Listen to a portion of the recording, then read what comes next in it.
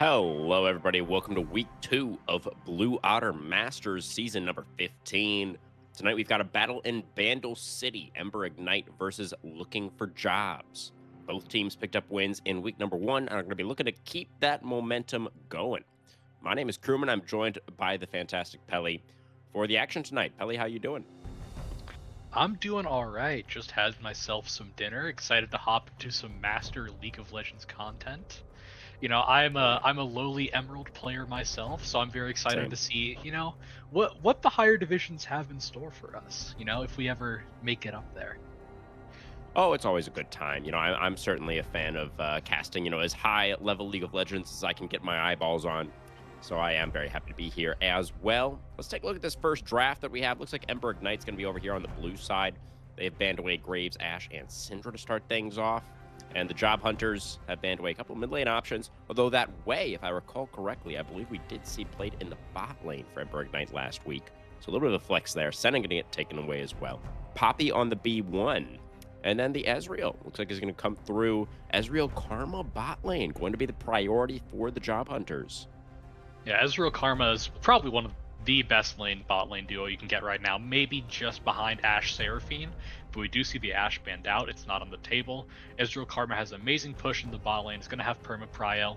I think Poppy B1 is a little bit awkward. Normally, you want to see Poppy into dive champs. Normally, once you see a couple champions with dashes, maybe we're just playing for ultra comfort here with the Poppy first pick. I will note, Deathfire Touch not nerfed on this patch yet, so I believe the Senna ban is because of that Deathfire Touch plus Black Cleaver build. An auto plus a Q stacks all of your Black Cleaver immediately. So we see Sivir Lulu as the answer into the bot lane, and then Hovering Pantheon right now. We maybe or maybe not get it in. I would expect a Xin Zhao, maybe a Pantheon if we're looking at jungle here. Yeah, both of those picks pretty priority at the moment. Just getting word that the Job Hunter is actually on the blue side, I believe, is the situation here. So It's Ember fixed. Knight, yeah, there we go. And they're actually not going to go for Pantheon or Xin Zhao for the side of Ember Knight over there on red. They're going to go for a mid lane pick instead. I guess a few mid lane options had been removed, so just want to get something before any more mid lane picks get banned away here. Normally for blind pick mids and pro play, you normally see Azir, although it's less common now, but we just see that banned. Mostly right now it's either Rise or Twisted Fate. We're gonna break out the Victor instead. So right now, Ember, has a really nice sort of poke comp. If they get into a pit first around that Drake or around that Baron, you have Ezreal Qs flying out, the Mantra Qs from Karma, and the E's from Victor to try their best to zone. Right now, what is it? Is it job? Looking for job, right?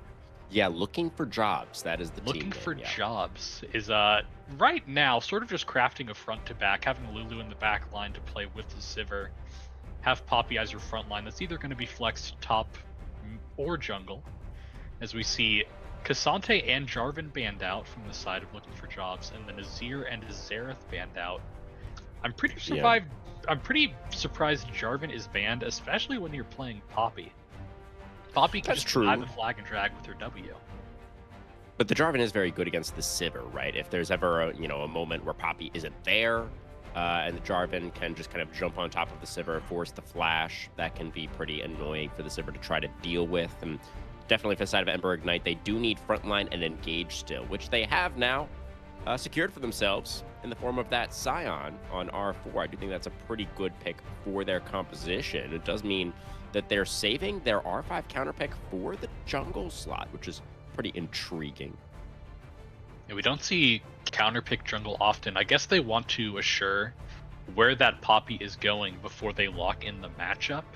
Scion is a very strong blind top laner right now. The biggest counter to him is Gwen. I'm not sure if their top laner plays it, but it's the best matchup available right now. And Bessa also does sort of well after that first item Eclipse. As we see Galio locked in against the Victor, sort of just there to take the punishment that Victor will be handing out and try to find roams with his ult. We'll see what they pick in that top lane, though, for the counter pick. Will they go for the Gwen? Oh my Okay, so it's goodness. going to be the Poppy top. Okay, yeah. Or it could be the AP Xin Zhao top lane. that has been It terrorizing solo queue. yeah, it has been popping up in that solo queue a bit. I don't know if we've seen the Xin Zhao top come out in pro play at all. I've missed a lot of games recently. I'm not sure. Um, but yeah, it's definitely been popping up in a couple of my games. And oh, what's this? Is this A Jace jungle? Scion? I mean, the Jangle. I mean, I'm not a huge fan of it. It was pretty meta at the beginning of the year, I think. It was kind of popping off of a good bit, the Jace jungle there. But I mean, it does further kind of augment the range and the poke that Ember Ignite have been putting together with this draft. I don't know how much I love Jace jungle, just because I feel like Jace is very reliant on those level and item spikes, and in that jungle role, you just sort of get less gold overall unless you're ultra snowballing, and your levels are going to be a little bit behind as well. I'm pretty sure it's a pretty okay matchup into the Poppy, so I assume we're going to see a Scion flex jungle, sort of just to match the Xin Zhao, get counter ganks wherever Xin Zhao goes, and just Could tank up be. all his damage. Yeah, I could see it. Yeah, I'm really not sure what's more likely, to be honest with you. I think I would probably agree with you in the sense that I would prefer to see that Scion go into the jungle personally, but tough one to call for sure.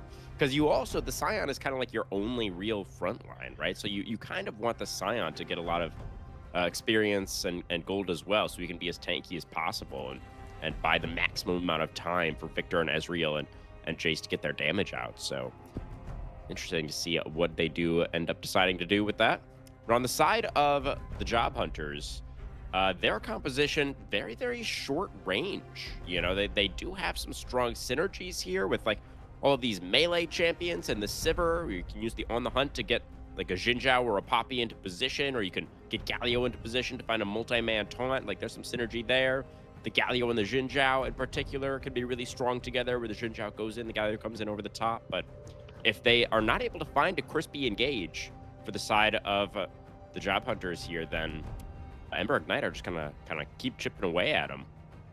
Yeah, they are very reliant on that Galio or Poppy dashing in to start off a fight. And as you said, they are very low range, so very susceptible to that Ezreal and Karma and Jace poke. The only thing that can really disrupt that is Xin Zhao's ultimate, but if you're using it to stop the poke coming onto you before a fight starts, you're already behind. It's already not looking good.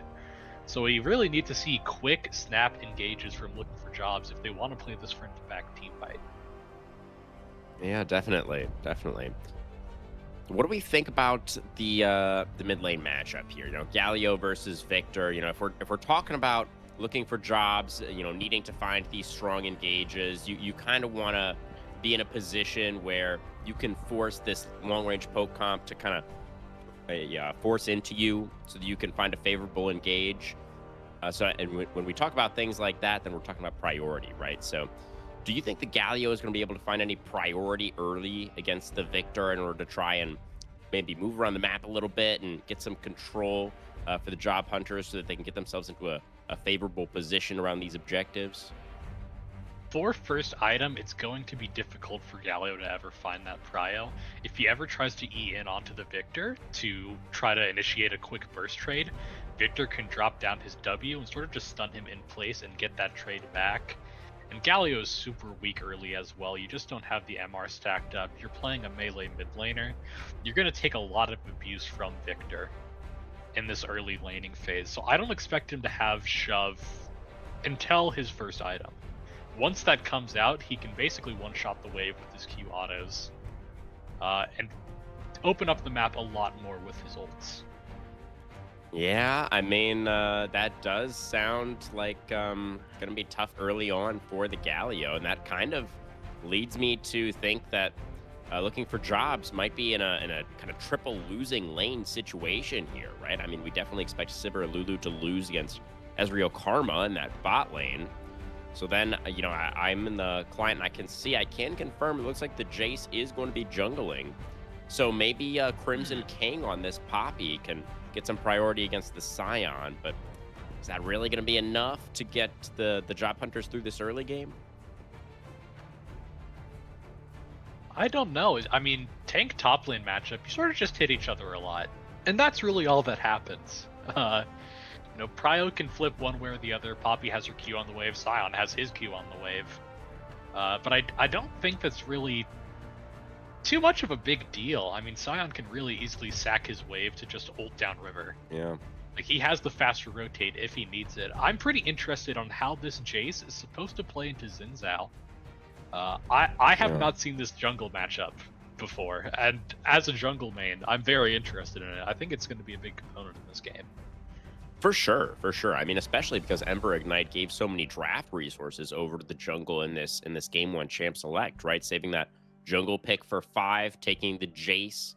I assume they are, obviously gonna believe that this matchup is favorable for the Jace, as the Xin Zhao was very face up there. So I assume they're gonna be pretty excited to be playing this matchup on the side of Ember Ignite.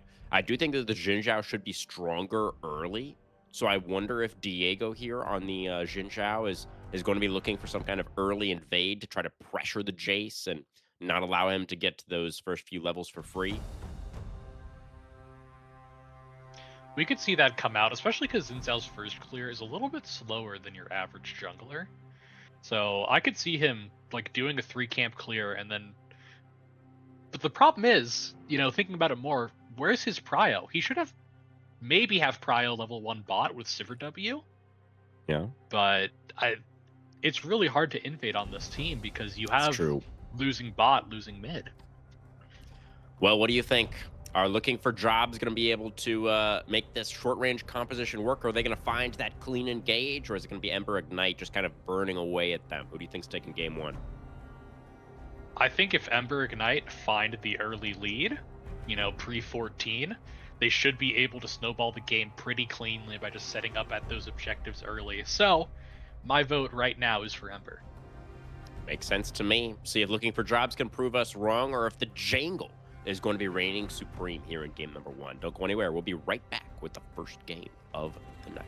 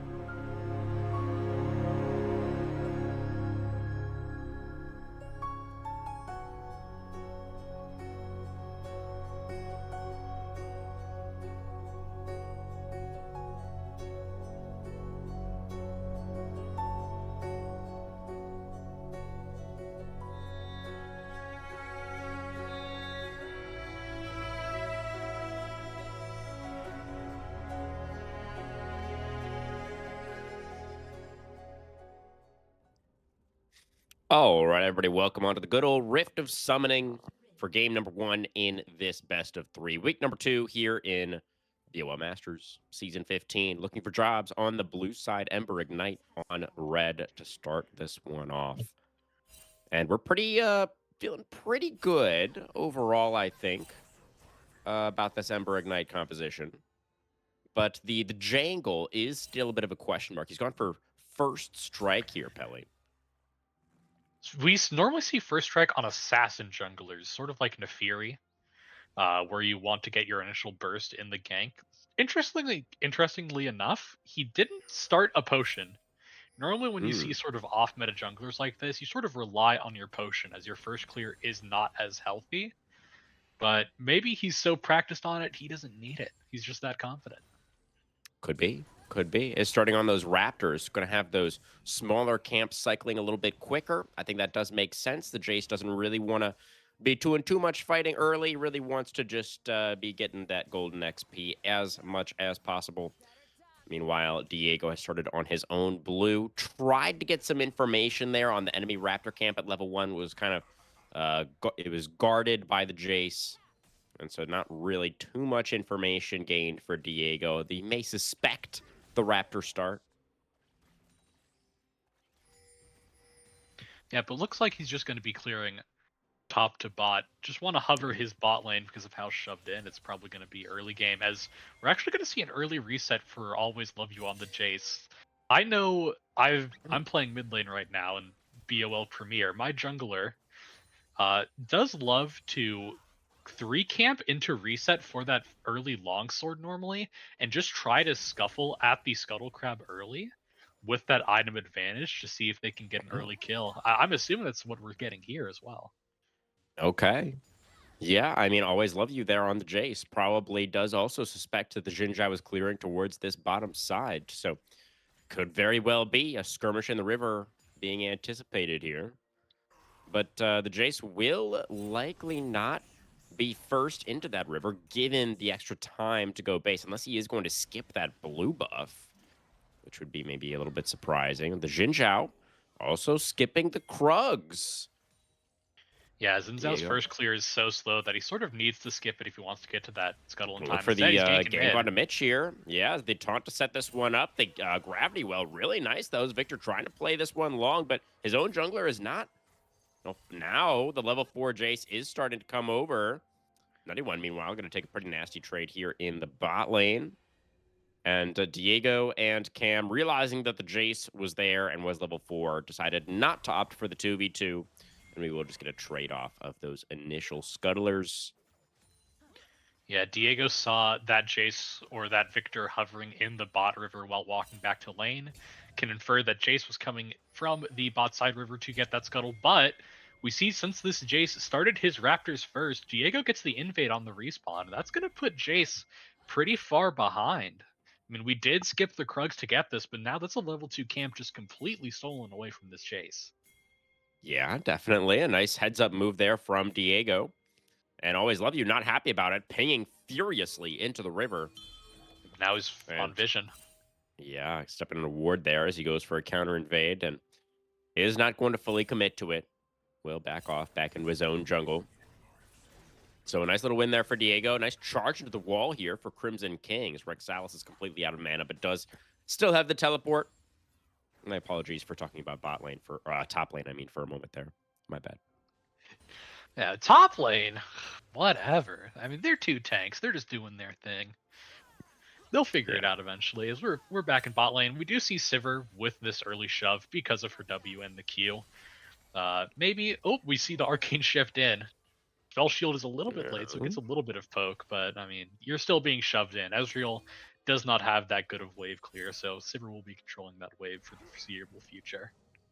Yeah, I mean, I will say, I feel like that this Ezreal Karma lane is not putting out nearly as much pressure as I was expecting. You know, they went for this pretty early on in the draft and felt like they were really going to try to play with a lot of bot priority, but Pikachu and Oren down here have been very much holding their own. And we saw the Victor ult just be dropped on wave to get that shove to find his reset. Assuming he has a lost chapter on the back, here's why he used it. Wanted to get just a little bit of a, oh, but it gets stopped by the Galio Q. A little tempo is a little bit killed because of that, but still has TP to get back into wave. As we do see Deathfire touch on the Victor, by the Hmm. way, not going for maybe like a usual, what is it, Airy now that Phase Rush Yeah. is gone, going for the Definitely. Deathfire instead. Yeah, I mean the rune is still pretty strong. It did have that hotfix nerf, I believe, but still quite strong It's on still many really different good. champions. So yeah, not too surprising. See Mitch go for that. It does have the lost chapter in inventory. Diego jumping forward, but the Jace is here. The tether onto the Jinja who tries to flash away, but the flash in for always love you gets the kill. And now Max Pikachu running out of runway here. The Mystic Shot is going to miss. And the Uh, Sivir does get back underneath the turret. we did sort of troll our Lulu flash there. I think we wanted to block the Q from the Ezreal because Sivir had the W on her, but she would have been fine even if that hit.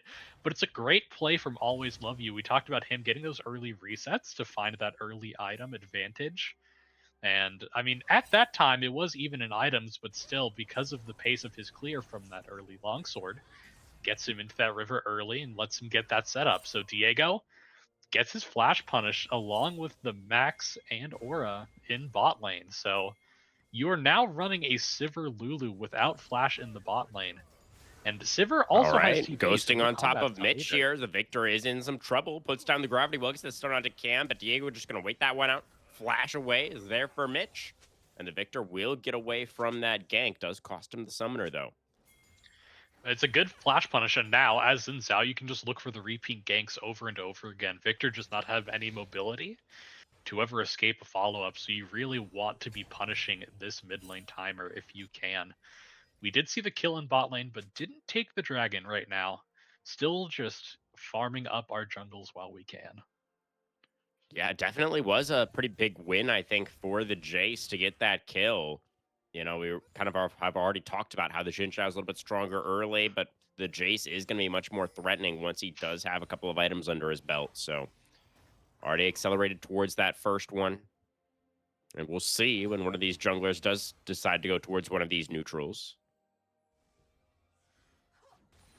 It's a little thing right now too. Each lane for Ember all have farm leads. They're not significant farm leads. Top lane's only up by 4, mid lane's up by about 8, bot lane's up by about 10. That's your biggest gap. But still, those small, successes in CS will build up slowly over the game and just continue to bring you gold. As Diego's paying attention back into the bot lane here, just in case maybe Jace comes down, but he's going to walk away seeing that it's safe now. We do have a roam timer here for Cam on Galio as well. He's trying to join up with Diego to perhaps make something happen, but not really able to find anything right now. So the Xinjiao is just kind of lurking behind that dragon pit at the moment. We are wasting a bit of time sitting here behind the dragon pit, but we do see the Jace started up on that vision on the Drake. But problem, the Ezreal Karma actually has the shove, so it's going to be a little bit dangerous for them to try to walk in. They're going to go for it anyways, Yeah, though. they're going to jump on top of Loker. The Karma does have Flash. Is going to use it to get back over to the Tri-Brush. Cam in with the heroic entrance, and they flash on top of the Karma, take down Loker. It's Nutty One trying to get out as much return damage as possible. Has Pikachu down to about 400. But that was a nicely executed engage coming out from the Job Hunters, finding that kill onto Loker. But they did use a good amount to make that happen. That was ult from Galio and Sivir plus the Galio flash. So they're not able to fully commit to a fight afterwards. They are going to be giving up the Drake for Ooh. it, though. Rexalis It Unstoppable looks like. Onslaught in the top lane. Crimson King trying to fight this one out. Heroic Charge interrupts the decimating smash. Both top laners pretty low, but both will live. Dragon Yeah, for the so it's a Jace. good play by Ignite Ember in the bot lane, good play by looking for Job in the bot lane, realizing Ignite Ember was split up 2 for 2. So they were able to collapse on the weaker side before they were able to fully group in that river. Cam did use the flash, but got the kill. But I think the big thing here is they do have to give up the Drake.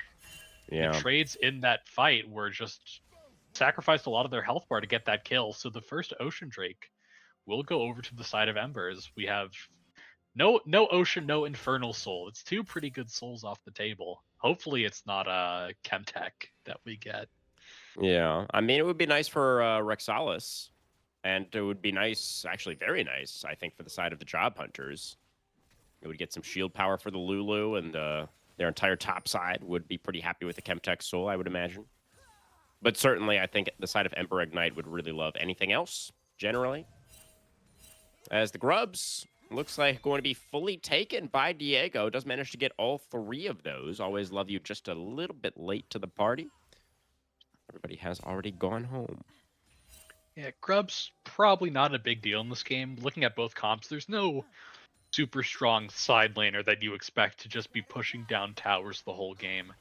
The strongest you probably get on this side lane is maybe a Galio, and that's only for wave shoving. So giving up the Yeah, Grubs is not that big of a deal. for sure. Does feel pretty nice for Diego, though, because he did obviously lose out on that dragon. So being able to get at least one of the early neutrals is definitely a lot better than nothing. But it's a very good point. You know, they're really not going to be getting too much value out of those Grubs. Rexalis going for a proxy angle. Is this going to be a good death here, If he gets the wave, Pelicans? it's worth. Okay. He did not get the wave. No, he didn't. I'm not sure what kind of angle exactly we were looking for there. Pikachu does take another Mystic Shot in that bot lane. The Sivir is down quite low. And is going to have to give up this wave as the Jace is here. Obviously, saw the Xin Zhao in the top lane, so always love you as free reign to pressure Pikachu and Oran off of this tower. Yep, and we're gonna send the Galio down just to catch it. Sivir TP as well, so they actually may look for the engage on Jace. Oh, Gonna burn the flash. Yeah. Okay. Had not Not a noticed bad that turn. Pikachu was running the teleport on the Sivir. Good looks, yeah. Yeah, not a bad turn to burn that flash out from the Jace. It makes his ganks a lot weaker.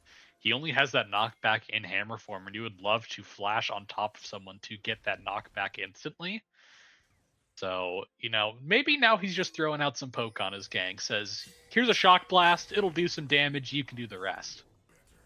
He does have the first completed item. Oh, I guess his top laner also completed the Unending Despair just now. But yeah, the Jace with the Ghost Blade first up as, Pikachu getting shifted on. The Wild Growth is going to be there. This Sivir is going to very low bit. Here's the Heroic Entrance. That's going to force the flash away for Nutty One. Barrier popped there for the Ezreal as well. It's a good cover coming from the Galio. They saw Sivir get dove on, just a little bit too aggressive for the plates. But Yeah. Cam able to save ADC from certain doom, and Diego was also on his way down just in case anything bad truly happened. But now we sort of see the Jace taking the space in the top lane with his Victor, maybe trying to get some wards, getting that Scuttle Crab. I'm surprised they actually don't go for a gank on top lane here for a dive, considering how low Crimson King is sitting under this tower right now. Yeah, true. The Poppy is looking pretty vulnerable up there. It's going to go for a recall right now. Does have the teleport. So, I guess it's just not a window that's going to be punished by Ember Ignite. There's teleport back for King. Next dragon in less than a minute. Getting both of the early dragons would be very, very nice for Ember. But currently, control in this bottom river is held by the Job Hunters. This on Scion is where you want to go for the proxy. You shove in that lane, proxy the next wave, and get your reset earlier than the Poppy can. Walk down to bot lane to start getting that advantage. But instead, sure. we're catching our wave under tower, so now Poppy's going to have the opportunity, if he wants, to get that first reset to walk down to the Drake if they, so choose. Looks like right now, though, pretty happy up there. It is still that teleport advantage for Rexalis, though. So if Crimson King does decide to hoof it down here, the Scion could join much faster, or, just rather wouldn't have to go for that long walk, be able to stay and farm in that top lane for a little bit longer. But it looks like neither top laner is really too eager to get involved, as river control is going to be retaken by Ember. We have Grasp to stack up there. Drake does not matter. Diego, a little bit chunked out from that shock blast. Did manage to get the Sundered Sky completed before this fight. Ghostblade activation, though, for Love You. Finds the shock blast onto Oren. That hurts for the Lulu. Dragon started up now. The Galio ultimate, I think, is actually still just barely on cooldown. It's not quite available for Cam just yet. Don't do it, It's gonna happen Diego. pretty soon. There is the smite. It's good from Love You. And that is gonna be double dragon for Ember Ignite. It's not even shifting forward. Looking for a little bit more down there. Is going to get the Civirol to get the retreat, but we see great patience from Ember Ignite on that Drake. They didn't feel pressure to start it off, said, let's get our poke down first, get the damage before we even dream of starting this Drake. Lula gets chunked out to half before they even start, and I mean, they just have to give at that point, and now we're sieging on the bot tower because of it. Yeah, it is a little over 1,000 gold lead for Ember Ignite overall. Despite the fact that they're down that kill, you called it out earlier. The farm numbers are looking pretty good across the board, particularly in that mid lane and in the jungle. As this tier 1 is just getting farmed by the Jace and the Ezreal. They're going to finish off this first brick. And Oran going to take another shock blast there, but Loker is also pretty low, and Nutty is low on mana. So they're going to be happy with their prize of that first turret. The Herald will be the trade for Diego on the other side of the map. We'll see what he can get with that. Oh, Oran almost just dying. I think it's time for the Lulu to back. It's a little bit scary out here. Yeah. So we do see Herald taken on the other side. It's good play by Diego to just get the simple cross map. Oh, as we get a gank here in mid. All right, looking for Mitch. The Victor does have flash once again, but it's not going to get him away from the taunt. And Mitch is surely going to get taken down here. One more charge forward from the Xin Zhao. Diego now could be in trouble. Pops the Crescent Guard, tries to flash away. Loker with the flash follow to try to get the tether. But now the counterattack comes out from Pikachu, who's arrived into the mid lane. And it's just going to be that one kill on Mitch. Love You going down very low as well on that Jace. Cam is low as well, but Herald is going to be summoned up by Diego. They're going to get that charge into the tier 1. Meanwhile, Crimson King is... I'm not too sure why we drop Herald here. Normally you want to drop the Herald if you're trading it for that tower to get another tower. As Crimson King is dead here. Yeah, okay. Yeah. So the tank finally did die in the top lane. It's a solo kill for Rexalis. I do agree your point about the Herald, if you want to continue that. Yeah, I mean, you traded bot tower to get that Herald. You need that Herald to pop a tower itself. Instead, you get 2 plates over onto your Sivir.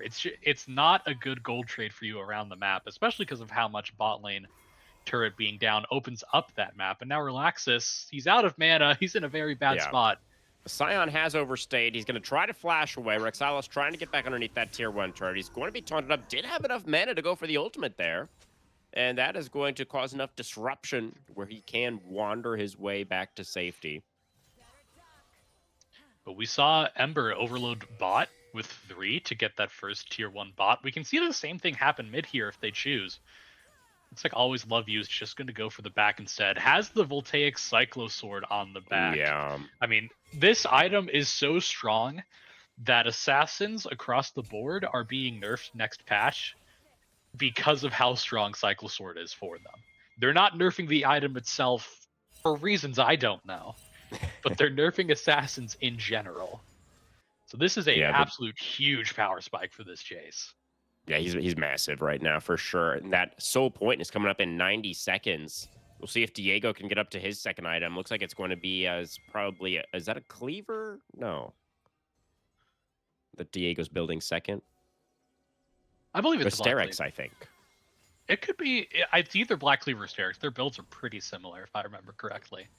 Yeah, the Cleaver builds out of the Call Fields, if I recall correctly. So it's not quite looking like a Cleaver, I think. As Mitch in trouble underneath this tower. We do have a teleport coming in, but the Victor is going to be dead before the Scion can arrive. Always Love You with that 2-item spike off here on the side. Gonna get pushed back by the Crescent Guard. The Jace in trouble does manage to flash back over the wall. Rexalis a 2-man knock up with that smash from the Scion. And now the side of the Job Hunters are looking to retreat back into their own jungle. Shock Blast landing over the wall onto Cam's. Galio is chunked down extremely low. The Dragon at less than 30 seconds away. And the Galio ultimate's not going to be back for this one. That's going to be on cooldown for the Dragon fight once again. I mean, again, they overload bot side to find Mitch stuck under tower without the flash. It's a really good pick, but he's just going to be backup for the Drake now. So overall, you use that Galio ult and that Xin Zhao ult, not for much. he will just be Yeah. back for the Drake. The Drake just spawned. We're TPing All Poppy right. in now as well. We have the Fimbulwinter completed as the second item. It's going to be a knockup immediately onto Crimson King, who tries to charge forward on towards Rexalis. It's the battle lines being formulated on both sides. But this is where the side of Ember Ignite could be very content to just kind of slow this down. Look for their poke damage. Rexalis can stand in front and try to create as much space as possible. The waves, the wave is being pushed by Pikachu in that bot lane right now. So there is some golden experience being denied from Ember Ignite at the moment. We see the slight problem with trying to play it slow for that poke. If you don't have your waves pushed out properly, you're going to be losing a lot of XP. We see the Ezreal now backing off to try to push mid, and while they're dancing around Drake, the tier 1 bot is gone. It sure is. And the Dragon now has been started up by the Job Hunters. They're burning it down pretty quickly with the help of that Sivir. But the Jace is right here. Always love you. Oh, the flat forward for Diego. They look for the engage. The taunt comes out, does find it onto 2. Rexalis trying to frontline as best as he can. And the Sivir is trying to kite forward, but Max Pikachu too far forward there. Loses most of his health. The Dragon, it looks like, is going to be secured, but Cam has been taken down, and now it is going to be Ember Ignite on the offensive, looking for a little bit more. The flash away for Crimson King. Diego, without the summoner, finds a little bit of a slow there, but he's going to be forced to go back in. No way for the Xin Zhao to escape. So a critical denial on that third Dragon for the Job Hunters, but it is still going to be Ember Ignite winning out in the fight.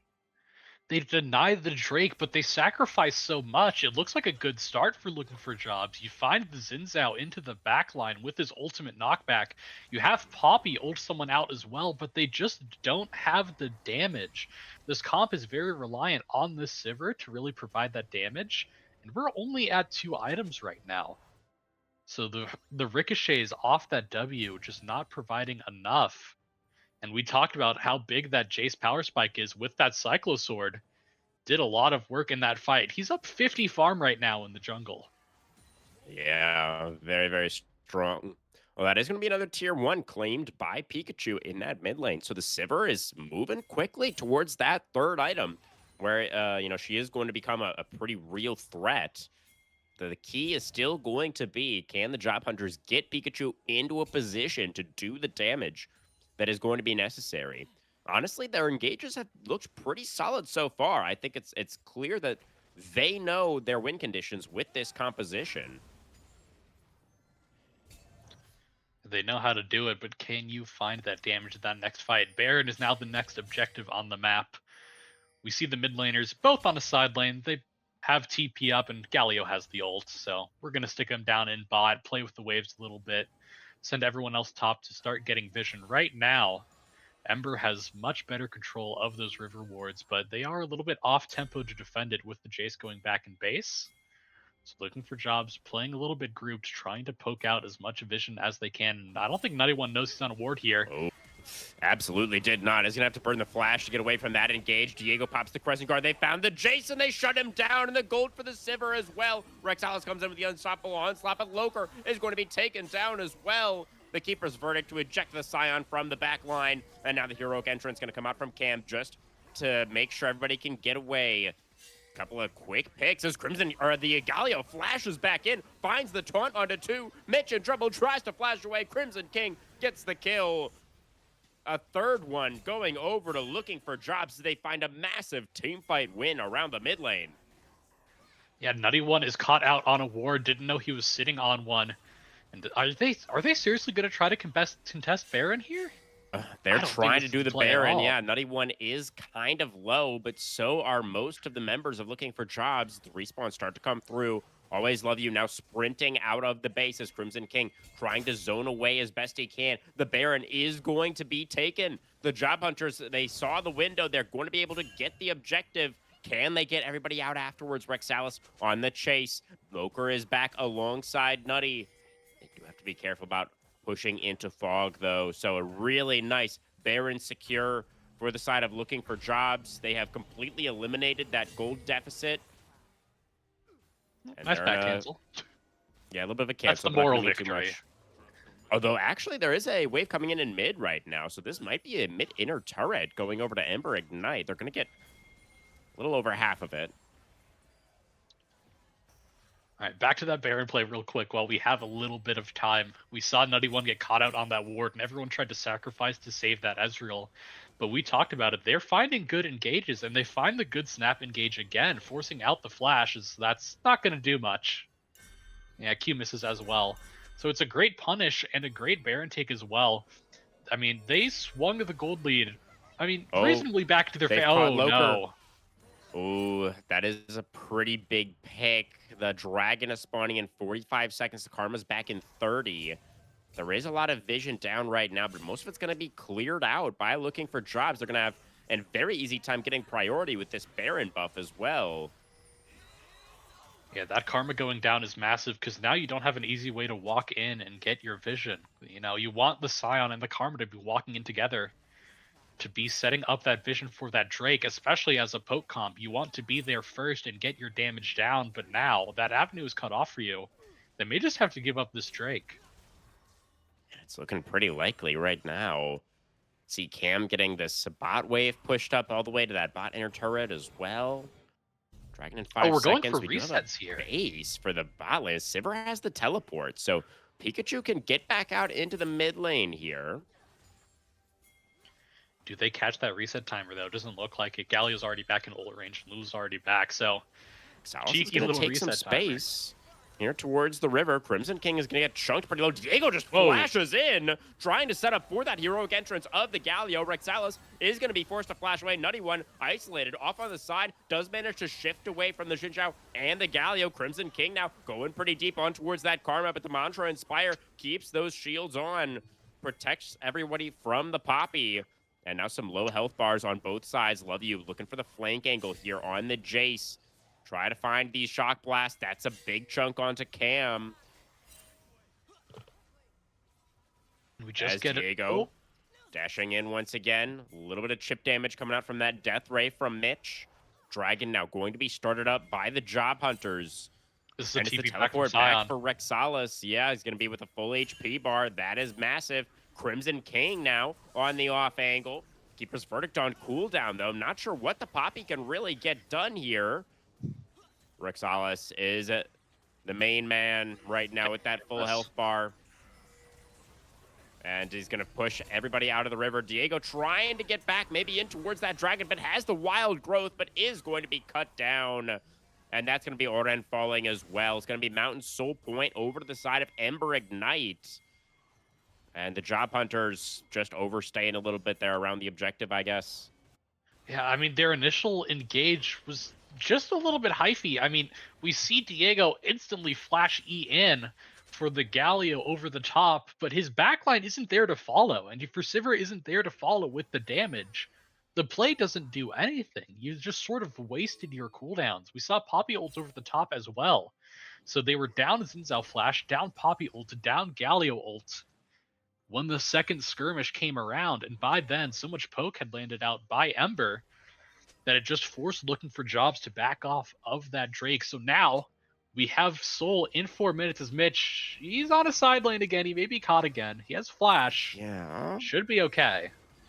It's going to get a little bit more move speed from that Q, but the Keeper's Verdict now committed for Crimson King. It's going to have another heroic charge, but Love You is here to get that mid laner out to safety. They're going to be able to exfil Mitch. And, just going back to that last dragon fight one more time, you could understand why Diego and the rest of the Job Hunters were looking for that, right? Because the longer that you wait and just kind of stall out around this objective, the more time you're giving for Ember Ignite to poke you down with all of this range that they have. So you need a decisive engage, but I think you're absolutely right that it just wasn't, Pikachu in particular, right, wasn't able to follow up in that instance. So that was really kind of the difference, I think, in that last fight. And you need to be playing around Pikachu. That is your sole source of damage in that backline. If he's not there, the fight just isn't going to work. So now we have Baron up in a minute. Poppy Blue flash on bot side to try to kill Mitch. Big part of it, Mitch didn't have to flash at all. Was just able to walk away with the help from Always Love You on the Jace. So now Victor still has that mobility if we start to look for a Baron flip. Right now, just clearing out vision, letting Scion get his shove on the top side. Mitch is going to start to rotate over now. 30 seconds on the Nasher, still 3 minutes on the Dragon. Crimson King Poppy's caught. going to be cut off. As the heroic entrance does come out, Crimson King trying to join up back up with the rest of his top side, but he's going to get taken down. A four-man taunt is really nice. Pikachu just now getting involved as Nutty One trying to flash away is going to get taken down by the Galio, and now Rexalis, no flash, really no way out on this Scion. Does find a three-man knockup with the decimating smash as the rest of his team is fighting against Cam in that top lane as the Galio's keeping this fight going. Mitch and Loker are going to be forced to kite away now, though there's nobody left, and Diego's going to cut off the retreat path. Here comes the Xin Zhao, the flash forward for Pikachu, the flash away for Mitch, the Karma going to get taken down. The Victor will survive, but it's another huge fight win for the Looking for Jobs squad. They find Crimson King on the side lane, punished without the flash. But Galio flashes in, and you said it landed the four-man taunt. Nutty One and Always Love You immediately go down because of it. And Mitch was teleporting late into that play. The Victor wasn't there at the start. He got in once his jungler and ADC were gone already. By that time, the play is over, and that's going to give over Baron once again to the side of Looking for Jobs. It's their second Baron of the game, and is really keeping that gold differential pretty even for them, these Barons. Yeah, absolutely. Huge win there for Looking for Jobs. They're going to have a third item completed now on Diego. Has that Guardian Angel done. And they've got almost the fourth item for Pikachu on that Sivir. Very, very close to it. 1 minute now on the Dragon.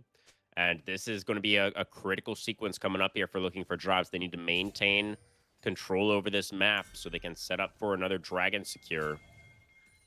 The biggest thing they want is to get lane shoved so they can set up in the river early for their poke, but you can't do that into a Baron buff. So their big plan of trying to find the poke before the Drake lands just becomes so much harder. Right now, they only have Nutty One answering that wave as everyone else sort of just dances in the jungle. There's not much to be done for them there. They're all going to rotate towards mid now, but Sivir with the ricochets and the Baron buff will just have that perma shove.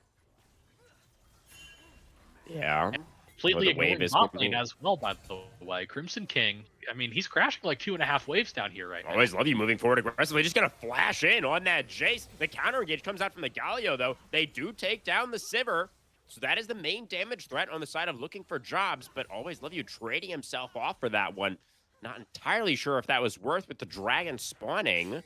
River control right now for Ember Ignite. Crimson King charging forward. Off angle for Diego. Level 18, or 16, sorry, on the Xin Zhao. Just managed to dash forward onto Nutty One. But now the counter engage from the side. Keeper's Verdict. Really, really nice there from Crimson King. Pushes away that front line. Now the Poppy taking a lot of damage in return. The Chaos Storm doing so much work here. The taunt only connects onto the Scion this time.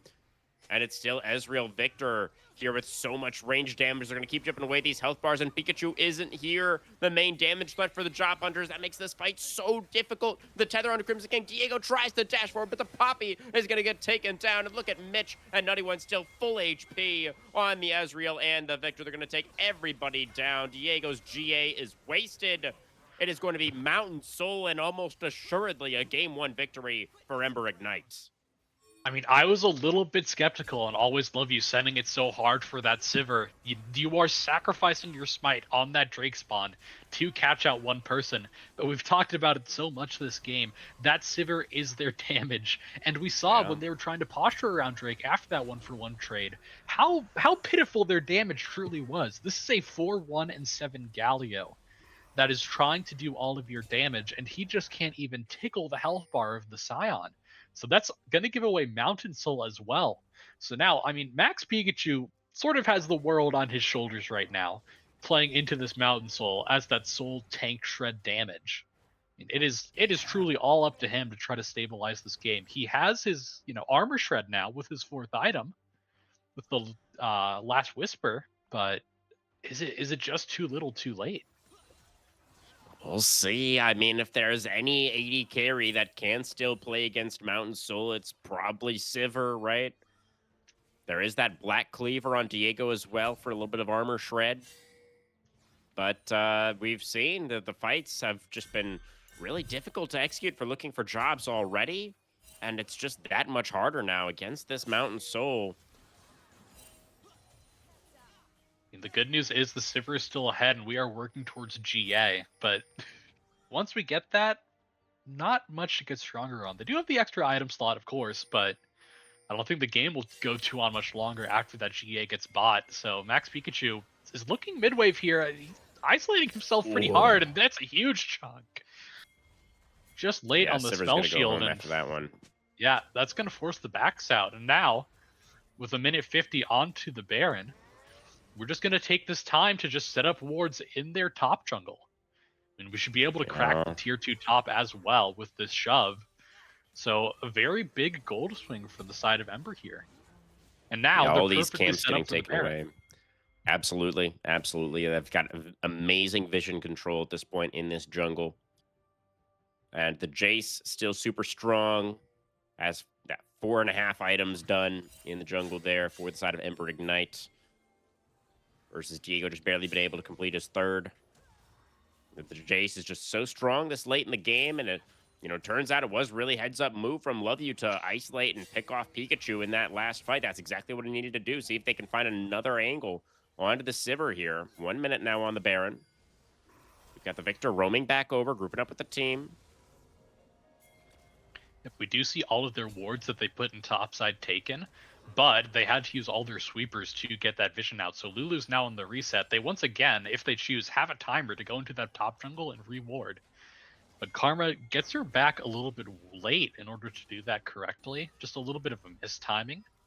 Maybe a little bit of miscommunication on where they want it set up. Or, maybe just not planning that far into the future. Now they're going to have to try to set up that vision all over again. They still have mid shoved in. Top lane is shoving against them, though, is the problem. But right now, they're not worried about that at all. We're just playing at mid lane. Yeah, I'm just pushing down mid as 5. Going to force a response as Pikachu taking a huge chunk already. The Crescent Guard does come out from Diego to push those members away, but Crimson King is going to have to burn the flash to get back over that wall. A couple of big tools forced out from the raw strength right now on Ember Ignite. As they move back now towards the Baron. We're just turning towards the Baron. I mean, they can still send 1 or 2 people on the side here to just play for poke. Looks like they're actually just going to try to bait. See if they're going to walk into them. Yeah, very sneaky, very cheeky here, the Banana Brush. But the Scryer's going to spot out the Baron isn't being taken. Still, it's another Shock Blast going to land. Big chunk onto Oren now, as well as Crimson. And now the Baron going to be started up. Top wave crashing into that inner turret. The Baron getting taken very, very quickly here. Saber's not here. She's TPing mid, but it's too late. Oh, okay, yeah, the unstoppable onslaught from Rexalis. On to 3. Crimson King does find the Keeper's Verdict, but burning down, it's going to be the Karma Inner Flame that gets that kill. And now that's a lot of damage onto Mitch. The Victor barely surviving those. Diego goes into the GA once again. Gravity Well is down. The Xin Zhao cannot do anything. The Jace has also been taken out. So 2 for 1. Still favorable for Ember Ignite. Mitch very low, though. Probably should base. Consider TPing back. We got some very awkward positions on these waves as well. So we'll see what Ember Ignite can get with this Baron. Yeah, with this timer, with how... I don't know why we're staying at mid-wave. This could be hard punish. It's not going to be, but it's a pretty cocky play to still stay for that wave right now. We're going to take this timer to get our resets in. We have Elder in 1 minute time. And I think we're just going to be trying to flip that right now. We saw how much damage that poke can do onto Max Pikachu. 1 accelerated Shock Blast did half of his health. Had to reset before the fight even started. Baited the Baron, chunked out the Lulu to half as well, and then just got the Baron for free. I mean, sure, they traded 2 for 1. They got 1 kill back, but Always Love You was the one to die, and he was holding off 3 people back from that fight the whole time. I mean, really just a positive play over for Ember Ignite, and now they have Baron to push in this mid wave. They're going to have the prio that they need to start getting this poke down. Yeah. And now they're going to take control behind this Dragon Pit. Going to be the side of the Job Hunters, forced to catch these waves. They have been really good about getting the side waves pushed out, though. You can see both bot and top in decent positions at the moment. But Ember Ignite, not really too bothered about it. They're just playing off this mid wave. Looking to brute force another of these objectives. Yeah, big chunk onto Pikachu. That's massive. Oren extremely low as well on that Lulu. The Victor split. Okay. Oh, goodbye, Lulu. All right, then.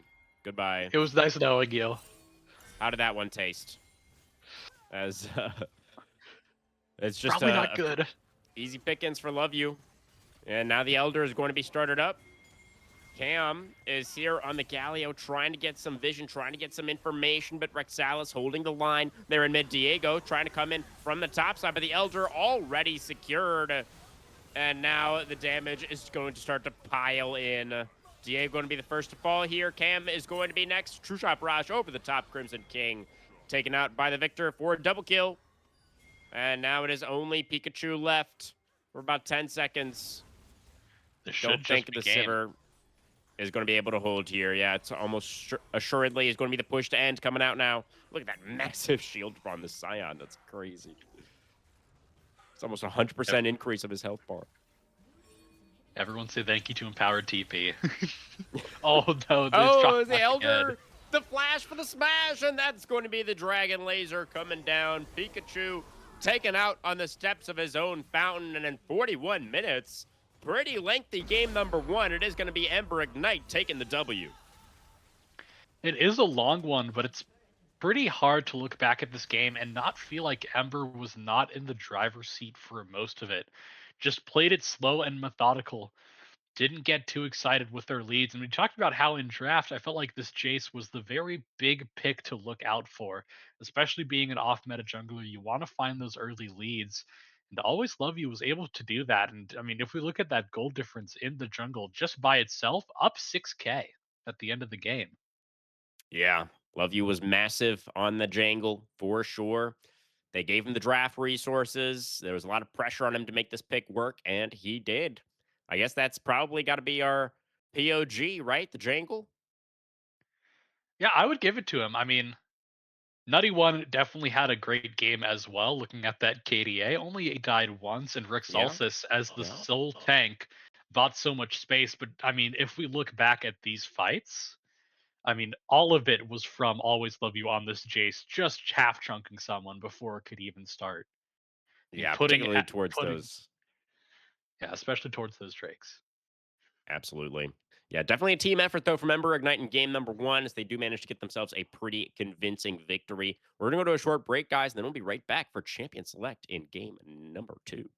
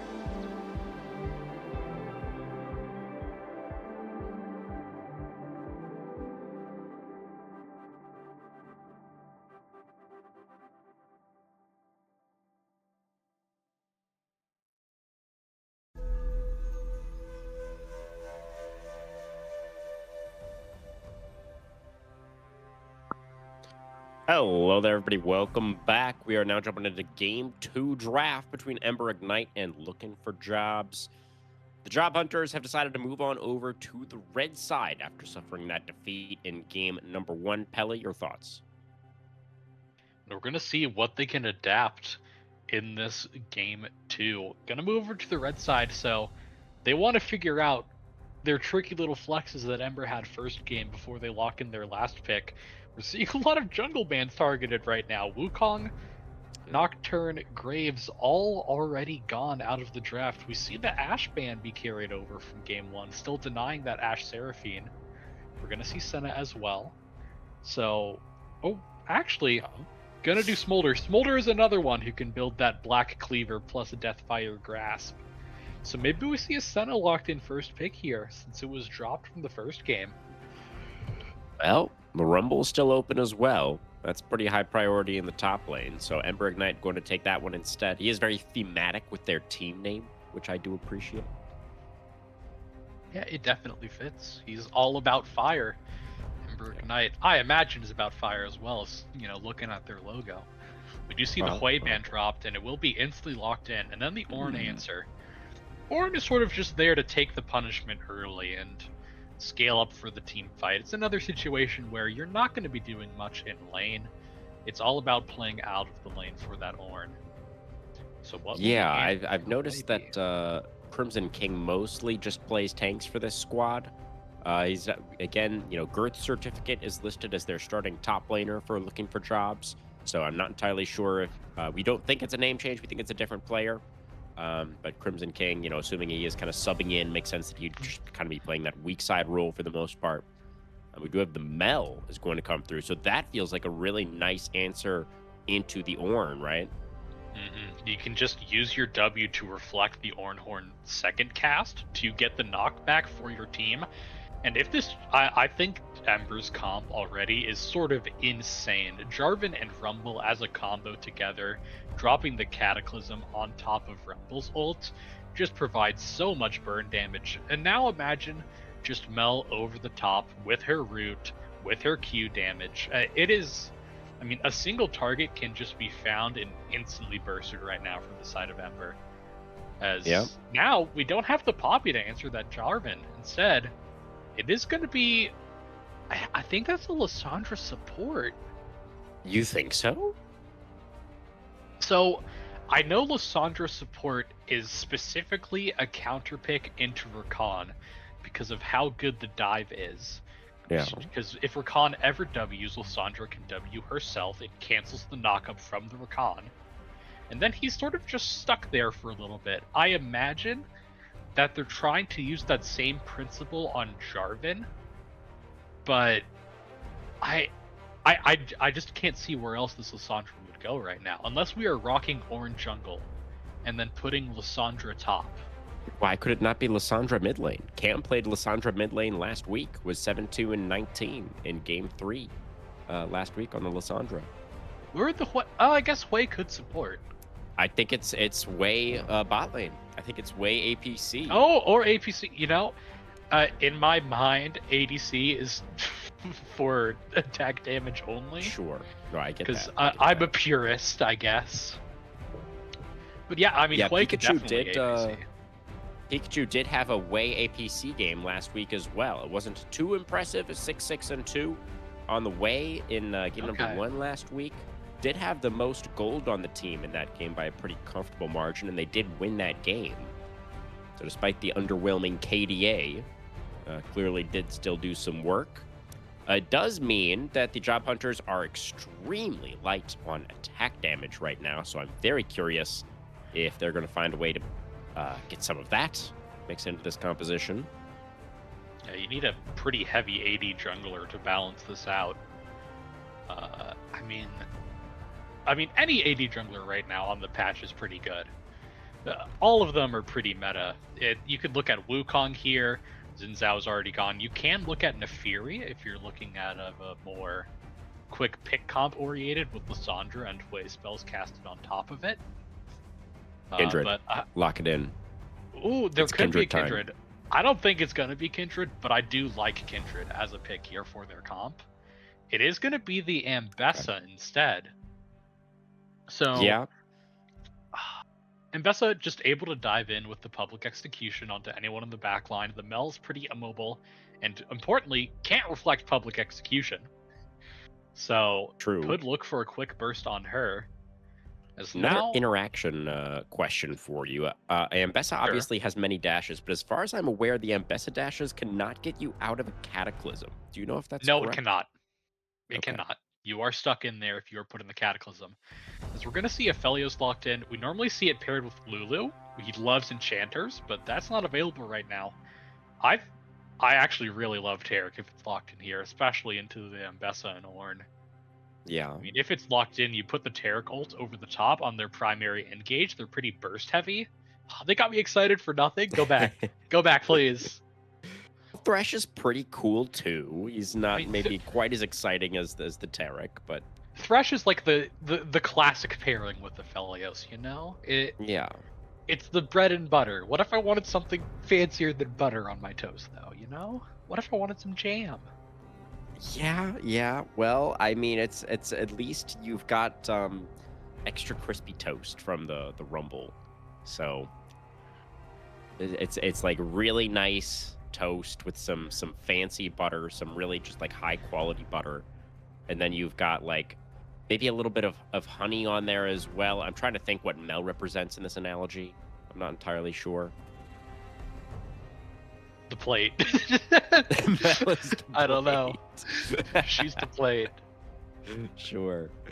Well, we've got a Rel has come through on R5 for the Job Hunter. So it is indeed going to be that way AP carry for Pikachu. And he's going to have the Rel alongside in that bot lane. How do we think they're going to do against Aphelios Thresh? I don't know if I'm loving Rel into Thresh right now.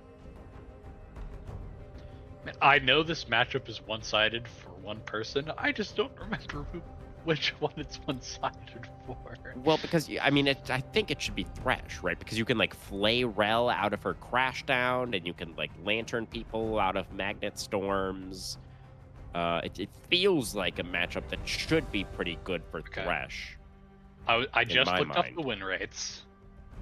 Am I Apparently, it's right, Rel or am I an favored. idiot? No, Oh, it's okay, I'm stupid 53% apparently. Rel. Cool. All right.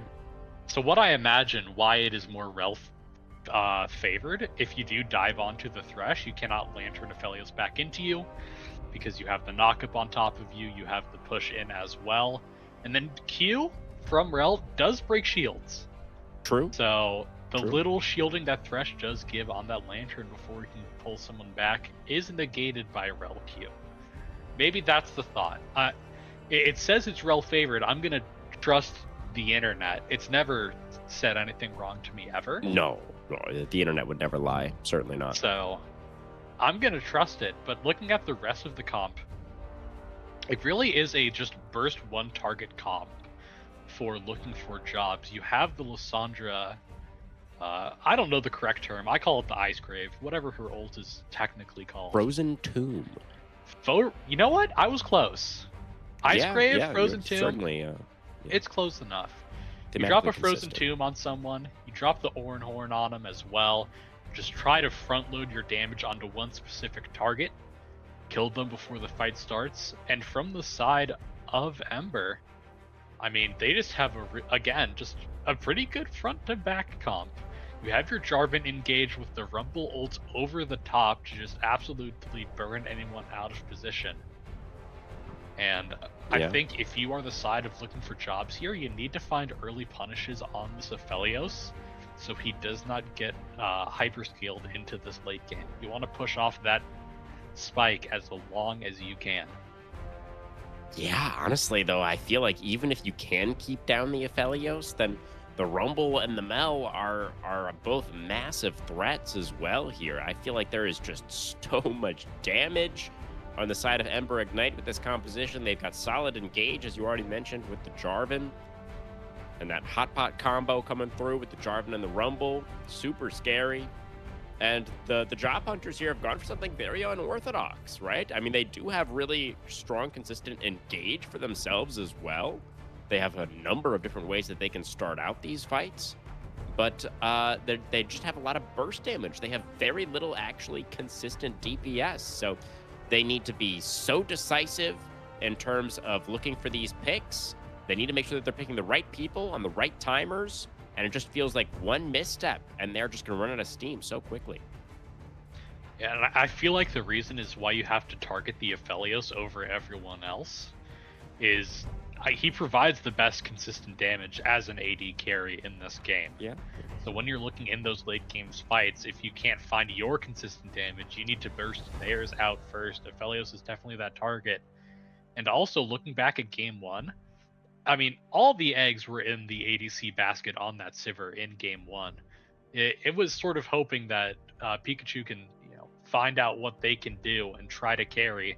And I'm assuming they're still going to put that trust into the AD carry on that way. So, I mean, he had a good game one, just couldn't find the correct angles. We'll see if they put his trust in him again.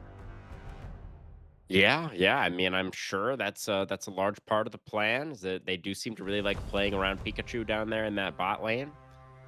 We'll see what he can do with the way this time around. And so, do you think you're talking about how we feel like it'd be the correct call for the job hunters to really try and put a lot of pressure on this Aphelios early. So I assume that means you're expecting to see this Ambessa pathing towards this bot lane, right? You're expecting to see Cam trying to get some priority with this Lissandra and going for some roams towards the bot lane. How do we think that mid jungle is going to work out?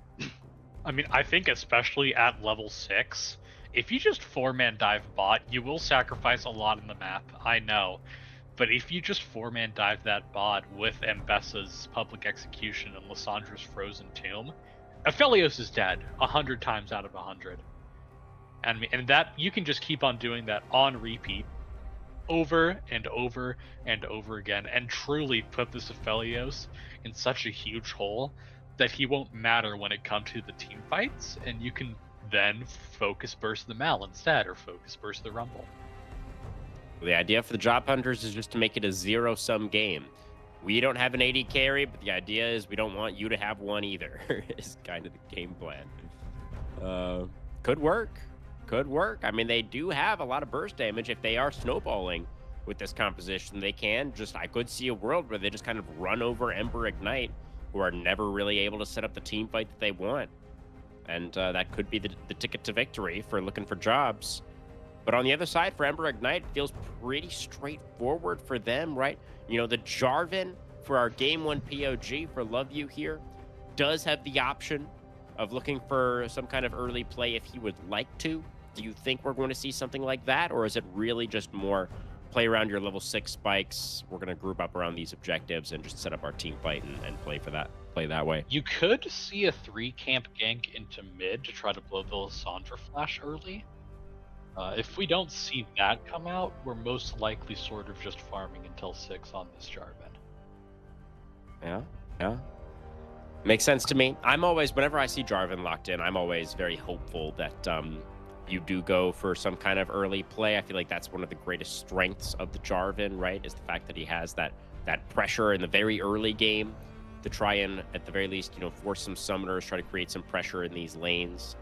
And, if you're not able to find that, I always used to say that, why are you playing Jarvan then? Like, you could play some other character that's either tankier or has more damage, more reliable team fighting later on. But the Jarvan has just been really high priority recently in general. I do feel like he brings a lot of structure to team fights, even if he isn't playing with an early lead. And the combo with everything else on his team really in this draft is pretty strong. So I feel like even if the Jarvan doesn't go for any kind of early play, it's looking pretty good in this composition. Do you think it's going to be a 2-0 tonight, Pelly? Or do you think the job hunters are going to be able to make this draft work? I think by the drafts we have again, Ember has just found themselves an incredible draft once again. I am expecting the 2-0, but I would happily be proven wrong. I would love for this to go to 3 games. For sure, me as well. That first game, it was pretty competitive. The job hunters, they had kind of an unusual draft in that first game as well, but they clearly knew their win conditions with it, and they made that game very close. Definitely, they got 2 Barons, right? There were some moments where we thought maybe the job hunters were going to be able to find the angles that they needed in that one. But overall, it was Ember Ignite who had control for most of that game, and they've got a really solid draft again here for game number 2. See if they can close it out 2-0, or if the Job Hunters are going to make this one interesting. Don't go anywhere, guys. We will be returning to the Rift in just a moment.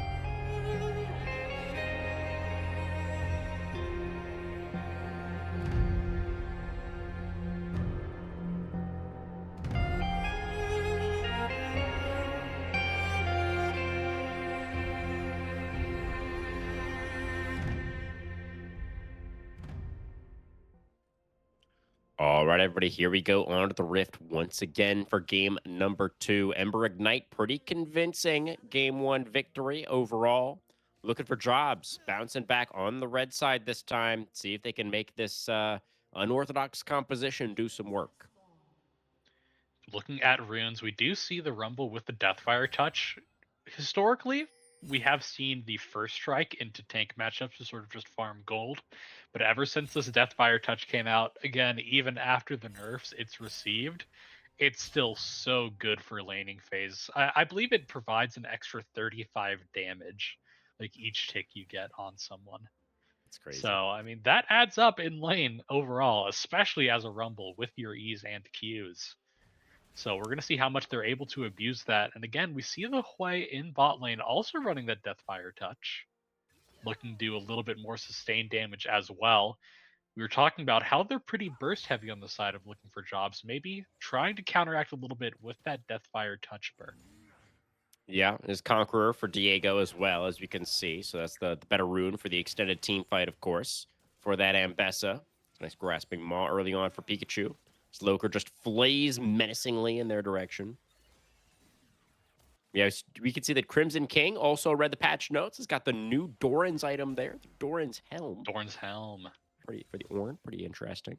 I believe it's just, armor, magic resist, and a little bit of health, if I remember correctly.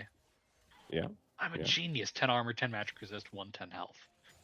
So I see it a lot on Cassante, or if you're not playing into a poke matchup in the top lane, is we have an engaged. Ooh, yeah, crash down. Doesn't quite find the connection, and that is going to be the death sentence into the play. A lot of damage onto Oren.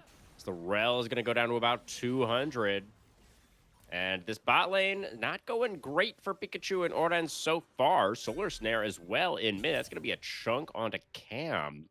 Glacial path forward, not going to be taken by the Lissandras. Both junglers are, I think, down towards this bottom lane.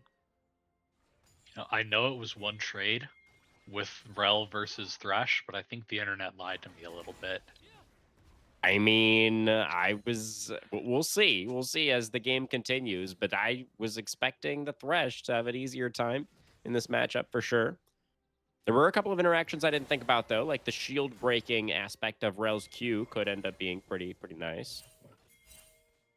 But we do see there, if Rel misses her crash down, Thresh just sort of gets to do whatever he wants. He gets the free flag, finds the hook follow up, and okay, hook just barely missing there.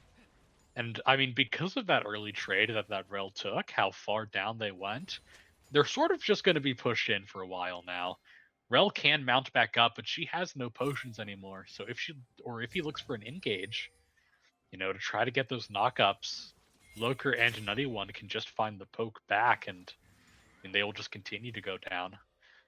We did see that Diego, sort of recognizing that he didn't have that priority in the bot lane, was able to move towards the topside river. Got himself one of those early crabs, so it's even in terms of the shellfish. Hook going to land onto the Rel. That's Loren going down extremely low. Tries to counter engage. Gets the stun onto Nutty. The ignite is there as well. The flash forward for Pikachu. The Q is going to miss. And the Aphelios barely will survive. At first blood did go over to Loker on the Thresh. Nutty One did not actually pick up the gold from that kill, but still, it is a kill early on in the bot lane for Ember Ignite, as now Cam trying to glacial path back towards the turret. The Q is going to land, and Mitch is going to find the kill with the burst damage. Ember Ignite up 2-0 early. I'm so surprised that Rel actually chose to flash in there after getting hooked. If they flashed out, they could have just lived, but tried to turn onto Nutty One instead, and the damage just barely wasn't there. And that's okay. We have a little bit of trading here in the jungle. Always love you. I think used the flag just now. Did secure the camp, I believe. Diego, though, is going to get some dashes back. And Always Love You tries to flash away, goes for the flag and drag for the knockup, is going to get taken down. Golden Eclipse, not enough. Secure that kill. Now Cam flashing in, looking for one more Q. Mitch flashing back over the wall. The Mel will survive. Trades flashes there with the Lissandra. And Always Love You, just a little bit of an overstep into the jungle, is going to be punished for that one. So the weak point for this Ambessa should be early game jungling when her cooldowns are so long. But the problem is Jarvan is pretty reliant on his flag and drag to get his damage out as well. So Mbessa is able to win out on that extended trade. Burns Mitch's flash as well. I mean, we did see the solo kill in mid, though. It was a really good reflect by Mitch to reflect Lissandra's Q and find the execute overall. Already gives them that early lost chapter and a refillable potion. So this poke that Lissandra may get by queuing through the wave is going to be a little bit nullified. Again, just push on in the bot side. We did see the assist come out, instantly bought a Cole. So we are just purely Hmm. farming up for this late game with that Aphelios. Yeah, makes sense. We really haven't seen too much punishment on towards 91 just yet. Diego not really tried to do much down here. So it's pretty comfortable farming up for 91 for now. Junglers near each other once again in that top side river. But it's going to be the crab secured for Love You. But this is the time where you sort of need to punish onto Nutty One. We saw him use that flash and ghost in that bot lane trade where, Thresh picked up the kill. So we need to see Mbessa pathing back down towards bot to try to pick up that kill while his summoners are down. If we don't see her path down bot, it's sort of just a wasted opportunity. The dragon is still alive on that bottom side of the map as well. Nobody making any moves towards that yet. I think we do find ourselves in another game here, Pelly, where the grubs probably aren't really very meaningful. No, not really again. I mean, Called the Forge God in the top lane. Crimson King gonna look for something here. It's Rexella's down pretty low, but not able to finish that kill as Rumble's underneath the tower. Glacial Path forward into the Glacial Tomb setup for the public execution. Mitch a pretty well timed reflect, but not good enough as Cam finds one more ice shard there at the end, secures the kill. That's going to be number one for the Lissandra, 2-2 overall on the scoreboard. I was talking about how Nutty One didn't have sums, but Mitch didn't either from that mid play. Yeah. And that was the combo I talked about in draft. The Frozen Tomb into the all-out execution basically just guarantees that someone dies. This time the victim is Mitch, and that's going to help Lissandra back into this game. Now even in farm, even in kills. So lane basically reset. Yeah. Now, Drake has started up from this Jarvan with his bot shove. There's that word on the pixel brush, though, so full information for the side of the job hunters. It looks like they're not going to be contesting this one. This is going to be a free objective over to Ember Ignite. As, some big ults on cooldown there, obviously. The Frozen Tomb as well as that public execution. So they didn't want to commit to a skirmish against the Moonlight Vigil. Yeah, they expect the Mbessa to just be playing on the top side. We saw it in game 1. We saw the jungler bot. We just traded the grubs. And we just talked about it. Grubs aren't too valuable in this game. Sure, we're giving up the grubs, but now we're denying Mbessa his own jungle. We're going to steal away the blue. I imagine Gromp is going to follow. We actually have the engage in bot instead. Well, let's see here. That's going to be the hook over the wall onto Oren as Pikachu is already getting chunked down very low. The flag and drag forward, and there is the kill for Love You as the way gets taken out. Flash away for Oren. Is going to be able to stay alive, at least for now, underneath that turret. Or they should be able to stop the recall down there, though, I imagine. Yeah, this is a very dead rel. TP, try and save me, please. Okay, yeah, here comes Pikachu trying to get back to save the support, but not going to be in time. That he does take 2 turret shots there on the way out. But that is going to be 2 kills overall for the side of Ember Ignite.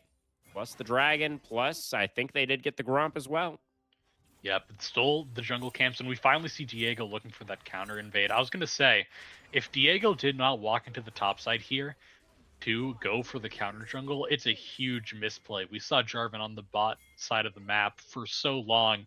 We are able to steal away the Gromp, but again, kills went over. So did more. Okay, we get the flash. Well, the Forge God again in the top lane. Flash away for Rexella's public execution. Sidestepped by the Rumble. And he is just looking to walk this one off. Rexalis back underneath the tower. Totally fine. 2 ultimates used there from the top jungle of the Job Hunters. They were hunting for a Rumble. They did not find him. Job market pretty tough right now. Rumble market also tough. Yeah, Rumble stocks are going up and the job market's going down, unfortunately. Yeah. For the side. Don't worry, guys. The Dow is up. Everything's fine, right? That means everything's okay. It's at 50K probably. I don't know. Anyways, We've got a little whiles until our next objective. Nutty currently alone underneath this tower, but Pikachu and Ordan not really able to do anything to pressure this Felios. And we do see Mitch on the roam right now. Gonna be wrapping through that Tri-Brush. Does walk over a ward. Pikachu and Ordan able to back away. Yeah, we saw the Aphelios caught solo, but now his sums are back up. Has the Ghost, has the Flash, and because of that, I mean, looking for job wasn't confident on sending that dive. So we do get the Aphelios resetting here. Missed a wave of minions, and we do see a slight CS advantage being built for this way. But because we are down those kills and that assists, Hex Optics already finished for the Aphelios. It is going to be Yeah, that's matched. big. It is going to be matched, but I mean, pretty much even gold when I really think you need to be snowballing this bot lane. You need to be putting this Aphelios behind. We see it set up right now. Lissandra and Ambessa both hovering down towards this bot lane, but Jarvan's already here. Yeah, Love You is anticipating this, is in the lane already for the counter gank. But still, Nutty One is pretty far forward. Immediately, the engage is going to go down from the Jarvan just to buy time for Nutty One to get away. Ghost utilized there by the Aphelios as well. It seemed like they were expecting Diego, but they weren't expecting Cam to be there as well. The combo does come out. Frozen Tomb utilized to take down Love You. The Jarvan will be back for the Dragon spawn, and meanwhile, it looks like Mitch got a couple of plates, I think, off that mid-outer turret. Yeah, Mitch does well to get the shove. We saw it actually while that play was going on. Mitch teleported mid lane, and then they snap engaged on bot lane. So Mitch had no chance of ever joining the play. And I mean, this is the proactivity we want to see from Lissandra with that Frozen Tomb. Yeah. Roam down towards the. Oh no, that hook's bad. Oh, Okay, yeah, gets the they are flash. going to go in and find this one. The flash away for Pikachu, though, gets away from the Moonlight Vigil. Not even going to take that Lantern in. The Severing Bolt doing a lot of damage to Nutty there. And the Aphelios may be forced to flash. Diego looking for it. Does find the execution. Flashing forward is the Ambessa. And Diego finds the kill. Onto Nutty. Flash over the wall for Love You. Gets the kill. Onto Crimson King on the other side of the map. So both junglers picking up some gold there on opposite sides of the rift. It's just going to be that 1-for-1 overall. Nutty One's flash followed by Diego with his own flash. We saw the public execution connecting onto the Thresh so he can get the follow-up into the backline. And now we're denying that Aphelios even more waves. Does still have the coal that he is sitting on, so we'll get an injection of gold once that is finished. But now, again, you killed the Aphelios, he's down sums again, and we immediately see Mitch is now hovering this bot side. They've realized, wow, a lot of attention has come down here. I need to be here. Ooh, Loker pretty far forward. Going to get tagged by the Fear. The Flay is really nice. Gets Rel out of that crash down. Looks like the Dragon is going to be taken. Love You is just not here on the Jarvan. So this is going to be at 1-1 now in Dragons. And we do have an Infernal Soul for ourselves in this game number 2. I mean, that's going to be great for the side of looking for jobs, especially when they want to just burst someone down at the start of the fight. Infernal providing that little bit of extra damage that they could need. Yeah, but thematically, I think Ember Ignite are very happy about the Infernal Soul, right? They feel most sort at of home power on the them up. Infernal Rift. Exactly.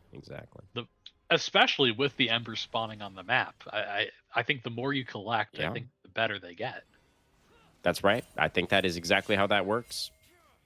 We'll see. There's a lot of Embers down here in this bot lane right now, and there's also a Jarvan once again. But here comes a Lissandra and the Ambessa looking to team up again on towards the Aphelios, exactly like you wanted to see as Control Ward in the Tri-Brush cleared out by Oren. Yeah, they did not know that Lissandra was sitting on a ward in the Drake pit. Didn't feel super confident to fully send it. So we're just going back to mid. But even though that play doesn't work, I like that they're trying to set it up. I think it's great looks for them to go for that. As we're going to see Huey ult here just for a little bit of damage. Okay. Spiraling Despair on a Nutty, Severing Bolt as well. Ton of damage onto that Aphelios. It was more than a little damage. What was that? It was more than a little damage. I was wrong. Oh, yeah. And now I'm best. Significant amount of damage, as that's going to be another Radiant Volleys. Cam's going to have to Glacial Path out of this one. That was a little bit close to a kill window for Mitch with the Golden Eclipse.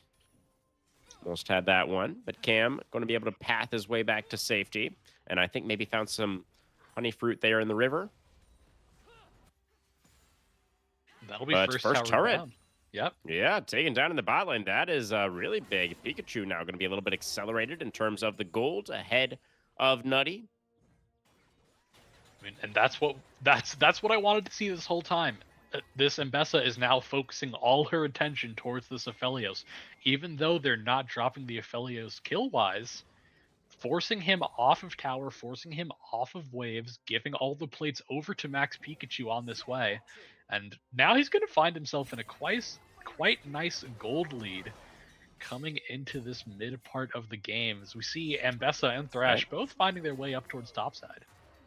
Yeah, but Loker is here as well on the Thresh. So Look at this Rexalis way not. flank.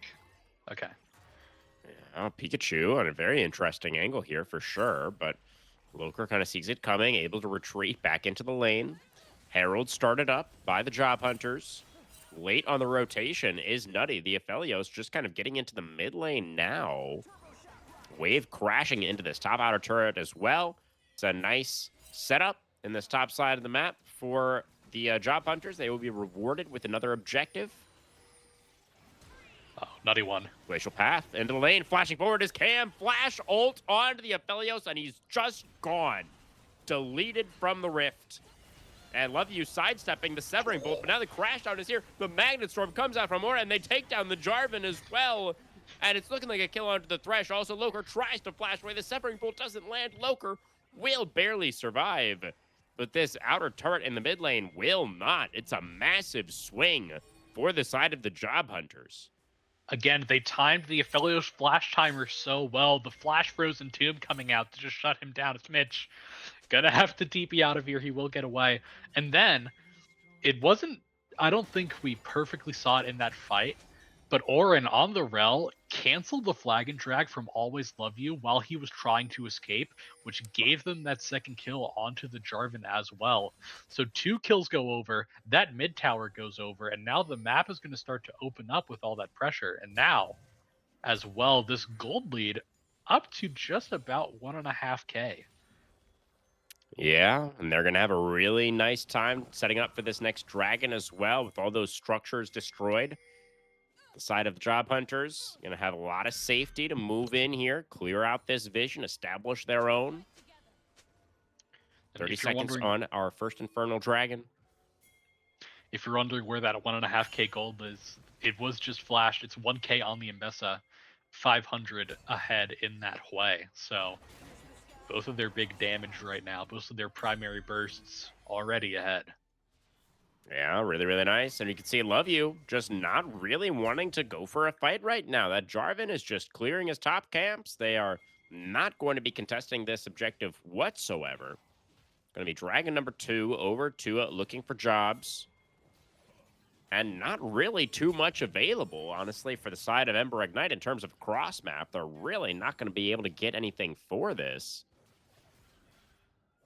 You know, I don't think the pressure is on them to truly find anything. It would be nice to find a cross map, but you do still have that scaling aspect with the Aphelios. You're very happy to just give up this second Drake and just continue to try to put gold onto your Aphelios. Is not going to be able to actually touch tower here.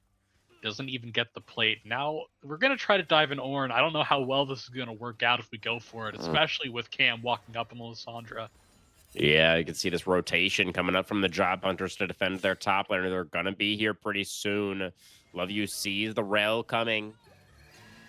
Lantern goes down, gets Love You out. Called the Forge God, going to be used. Loker hit by that one, knocked up. The Flash Magnet Storm doesn't quite connect, but I still think Loker is going to be in some trouble here. There's the public execution. The Thresh is going to get taken down. Kill number 3 for Diego. And it seems like the Job Hunters are just continuing to find more on the map. As we TP bot to defend that top tier one as well. It will go down. Not a big deal that it goes down. We did sort of waste TP, I think, to defend that, but there's no objectives coming up soon, you know? It's not like Baron spawns in 5 seconds or anything. Yeah, I mean, what could we really need that teleport for? I'm sure that won't come back to bite us or anything. Sure, it's fine. As Spiraling Despair on a Nutty once again, the Moonlight Vigil does does not quite connect there. I think that was just a couple of pixels short. Nutty is going to be fine to pick up this wave, though, underneath the turret. So not going to be falling any further behind. I think I said way. I meant Aphelios. They I do have such a understood. similar vibe, you know? I understood what you were going for. It's okay. And looking at the broad strokes of this game, looking back to game one as well, it sort of has just been the story of the junglers, but this time it's looking for Job's jungler that is doing a lot of that heavy carrying instead of always love you. 3-0-4 on this Mbessa, 100% kill participation right now, and still has the free boots, not even at tier 2 yet. Yeah, interesting that the boots are not being prioritized by either jungler. Just now, we get a Mercury Treads completion for Diego. So our producer just pointed out, Ornn items have started to come online. It's the upgraded Canic Rookern for the Ornn already. Going Yeah. into that Rumble and the Mel, they are pretty heavy on that AP damage. Canic Rookern, especially with that upgrade, bigger shield for that magic damage. Stats of the item just get better overall as well. Ornn is going to become really tanky. And then looking at the upgrades he can get on his team as well, it's sort of their answer to that Aphelio scaling is our Ornn Masterwork items. How much item gold value can this provide versus this Aphelio's late game scaling? Yeah, yeah. I mean, it definitely makes a lot of sense. We see all this magic resist getting stacked up on the side of the job hunters, and then the plan is clearly to just focus the Aphelios in every fight, right? Just always try to take out Nutty, and then you have the proper resistances to win out against everybody left on the side of Ember Ignite. So we'll see if they're going to be able to continue to execute that game plan.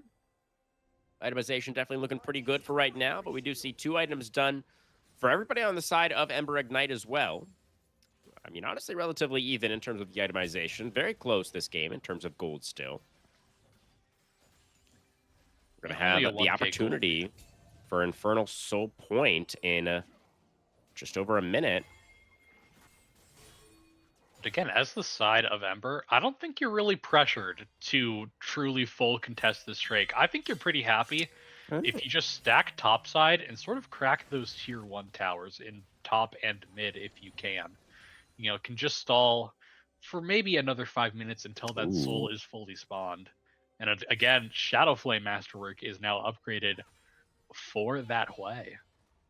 Yeah, pretty scary. I mean, I hear you, saying that you don't need this dragon, but it's Infernal Soul. It is really scary. I think giving over Soul Point just for a tier 1 turret is just, it doesn't feel like you're getting enough. And that maybe if they could trade for Baron, if they make an aggressive call to take the Baron right around when the dragon spawns, maybe that could be worth it. If you could then use that Baron to get like multiple turrets and get a huge influx of gold for your Aphelios, maybe that could be worth it.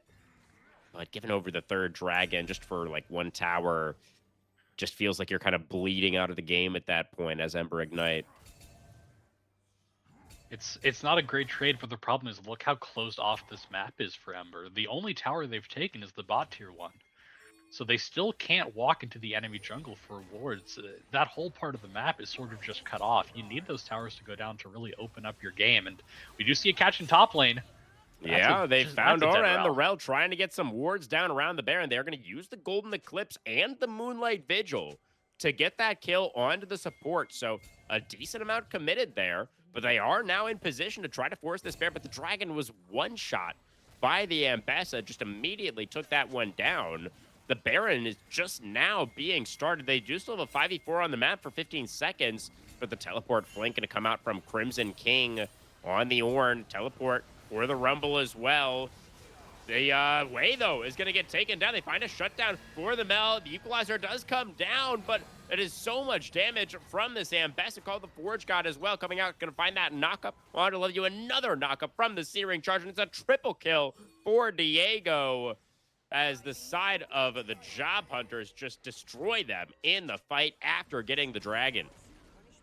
And Max Pikachu got hit by an early hook and taken down, but got all of his AoE damage out before he dropped. And the amount of AoE damage on the side of looking for jobs, it was the Hui abilities before he went down, the Frozen Tomb on the Lysandra to keep her safe and apply damage as well. All of Invest's abilities over the top. I mean, they were all stacked and they all just took blow after blow after blow. And especially with that new Baron armor and MR shred, I mean, Ember just didn't stand a chance in that fight. And now they gave up the Drake. They didn't get any top or mid tower, and they couldn't even cross map on the Baron. So they just lost on all fronts. Yeah, yeah. I mean, that's definitely a good call out. The debuff from the Baron, and just the fact that they were all kind of grouped up in that middle of the river around the Baron pit meant that the AoE damage from the way in the Lysandra, like you said, did so much work in that fight. So really nice punish coming out from looking for jobs, and that definitely did feel pretty desperate for the side of Ember Ignite. That they are running out of room to work with in this game. Their backs are quickly approaching the wall. I mean, bright side, if you are an Ember fan, despite all of that happening, they're still only down 1k. So the gold lead isn't out of control, but when you do see plays like that coming out from the team you're supporting, it just reads as a little bit desperate. I think they're just starting to get a little bit nervous. They want to find their way back into this game as quick as possible. See the flag and drag just miss, and now he may just be caught out. Yeah, I love you. Potentially in some trouble here. Should have the combo back up in just a moment, but the Call of the Forge God is going to connect, and the flag and drag interrupted again as the Jarvan is going to be destroyed. Diego goes godlike. Nutty trying to do as much as he can, but the Orin is just able to take such a beating. In goes Oren looking for another engage. The knock up onto Loker. The Rel is going to get taken down. Nutty One still able to stay pretty safe on the back line. Underneath this turn, another nice hook is going to land from the Thresh. That's a huge shutdown on the Ambassa. Nutty One just got a maxed out shutdown, but then is going to overheat a little bit. Kikes forward, gets taken down by the Lysandra. Golden Eclipse, not enough to finish off Cam there. And that was a really close call, but just barely 3 for 2 and narrowly one fight for the side of the Job Hunters. Job Hunters won that fight. They're going to take the tier 2 top off of it as well. It's a huge golden flux. And maybe we weren't focusing it too much, but in that team fight on the side, Diego found the public execution onto Mitch in an isolated 1v1 and really just cut off Mitch from that fight as long as he could. And if Mitch got there earlier, I mean, it could have been way better for the side of Ember. Just a reminder, that was a 4v5 that they took after the Jarvan was killed. They basically traded 2 for 2 overall, down a man. So maybe this game is not as desperate as they think it is. Yeah, and that was a lot of gold just now picked up by Nutty One as well. So third item done. And has that additional BF sword, but now isolated in the mid lane. Called the Forge God, and oh dear. Yeah, Nutty One probably shouldn't have been there. He tried to farm a wave, which in today's League of Legends is a criminal offense, and it's punished by death. Yeah, the weak side police have established control over the mid lane as well. Usually their domain was really just the side lanes, but now that the police have what is it called? Like in all the crime shows, like jurisdiction. Their jurisdiction includes the mid lane as well. As now Oran looking for a crash down onto Mitch, the only surviving carry, and is going to get jumped on by the public execution. That Mel's immediately going to get taken down once again. Cam going to find 2 with the Ring of Frost. And now it is only Rexalis and Loker left. The Fear is going to connect. The Rumble is going to get taken down as well. And that was a very clean turn off the Baron for the side of the Job Hunters. They find 3 more kills. And it is indeed going to be the Infernal Soul. Love you in the Death Chamber. No way to steal this one away. No way to contest it. And the Job Hunters are looking poised and ready to bring us to that game number 3. Nutty One again caught out on mid-wave. What are we doing? Oh, man. That is a roughie. It's so confusing from the side of Ember here. Nutty One gets picked on the mid-wave. All right. We've learned our lesson. They're just going to get Baron for it. But then we try to contest in a 4v5. And we lose the 4v5. And then we give up the Drake. Nutty One gets caught in mid again. And now they lose Baron as well. It's just, there's no reason they should have tried to contest that Baron. after Nutty One died in the mid wave. You just have to cut your losses and try to fight to deny the soul. Instead, they lose both. And now this game, that sliver of hope they had in that topside fight when they traded 2 for 2 overall, has just vanished now. The gold lead has ballooned up to 4K. Yeah, really unfortunate sequence there for the side of Ember Ignite. I definitely agree. It felt like a couple of unforced errors there, a couple of not great decisions. I mean, it definitely not ideal to just give over the Baron, but opting into a fight without your Aphelios was always going to be a tough one to try to make work. And now, like you said, gold lead has exploded. Complete control over the map, plus the Infernal Soul to the side of looking for jobs. They are looking for their first Nexus in this best of 3. Next on the docket. Yep, and they're going to start that push in mid, 4-1ing with the Ornn in mid as well as... Okay, we get the flag and drag Love out. you. Oh, the combo! Oh, public execution over the wall. That's going to be the kill as Pikachu is going to be able to pick that one up. Nutty One does manage to flash away from the Call of the Forge. God, Crimson King is going to take some turret shots. Not really all that bothered by it. As now the full rotation from Ember Ignite back into the mid lane to try to defend their Aphelios. They will be able to, but that means there's nobody defending that bot inhibitor turret. And so the base will be broken into. Looking for jobs, get their first inhibitor. And they've got to teleport back for Crimson King with full HP bar. Couple of siege minions to work with. Another one coming in right now. Can they get on towards the Nexus turrets? Crimson King not able to find the knockup just yet. See Mitch and Nutty One trying to stay safe on that top side. The Golden Eclipse comes out, but doesn't really do a whole lot of anything. The Equalizer comes down, but again, it's just not enough. The wallets are too heavy. Nutty One is down. The Mel will immediately follow. And this time around, only 32 minutes. All that was needed for the Job Hunters to secure their first win of the series and bring us to that game number 3.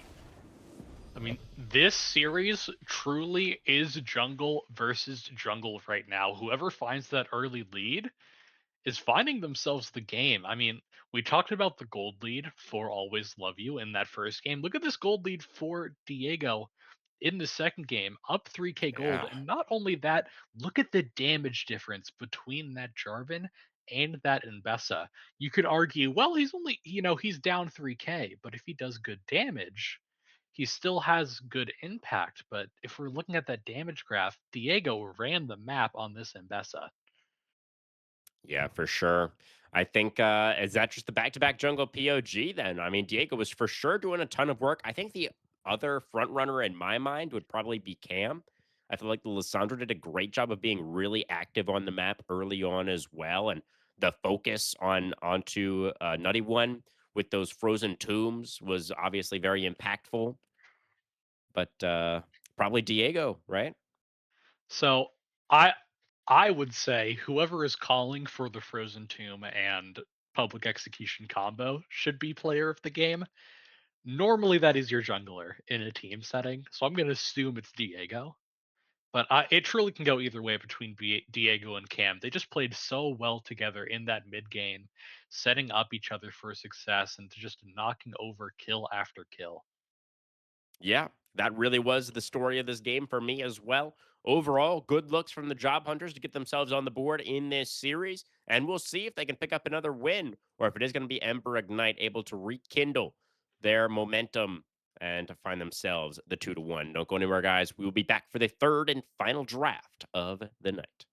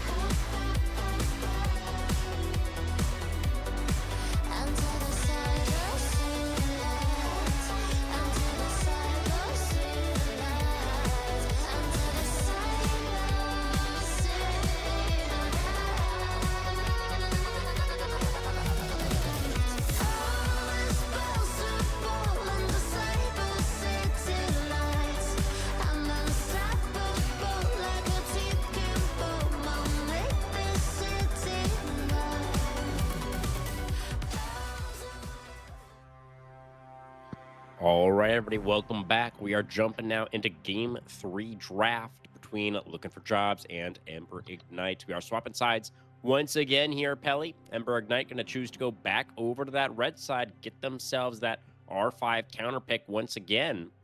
And we've got a couple of switch ups in the ban phase here, it looks like. Yeah, now we're seeing Ziggs being taken out. Oh, Not too sure if maybe they have someone who's very special on Ziggs, who's plays him a lot. Instant Nocturne B1 though. Probably wanted to fish for the Orianna Nocturne, but the problem is, you only had one pick, and we can very easily just steal the Orianna away if we so choose. I'm a little bit surprised that they wouldn't go for the Orianna half of that. Like, if you can only get one, feels like the Orianna is kind of the more standard. I think Orianna has like the less selection less there. Although the Nocturne counters. has been very popular recently as well. Yeah. Smolder now being considered for Nutty One in this game number 3. Would give them, I am surprised to see Smolder last this long. I do just think Smolder is by far the best ADC in the game right now, especially Really? with the Cleave Deathfire Grasp build. Oh, yeah, It's- right. It is just disgusting. That sounds pretty gross. I assume that is what we are going to be running in this game as well. The Jhin is actually going to come through for Pikachu here. So really more of a utility option for the player that we'd kind of identified as being the main carry for this team. But, you know, we definitely did see Diego and Cam do some heavy lifting in that last game. So maybe it is fine for them to just put Pikachu on more of a utility pick here. Jhin is a very polarizing champion, is how I will put it. Yeah. I Yeah. feel like if you are picking Jhin, you sort of need to have an AP mid and top laner to even out your damage. Show Jhin does not get armor stacked into irrelevancy. We do see Zoe locked in, or maybe a little bit more poke on the side of Looking for Job. Yeah, again, it's shaping up to be a pretty unorthodox composition on their side, right? Again, like all kind of about this burst damage, all about looking for picks with the Nocturne. They made it work last game. In a series that has been so jungle centric about how each jungler has run the map, I am pretty surprised they do go for the Nocturne B1 still.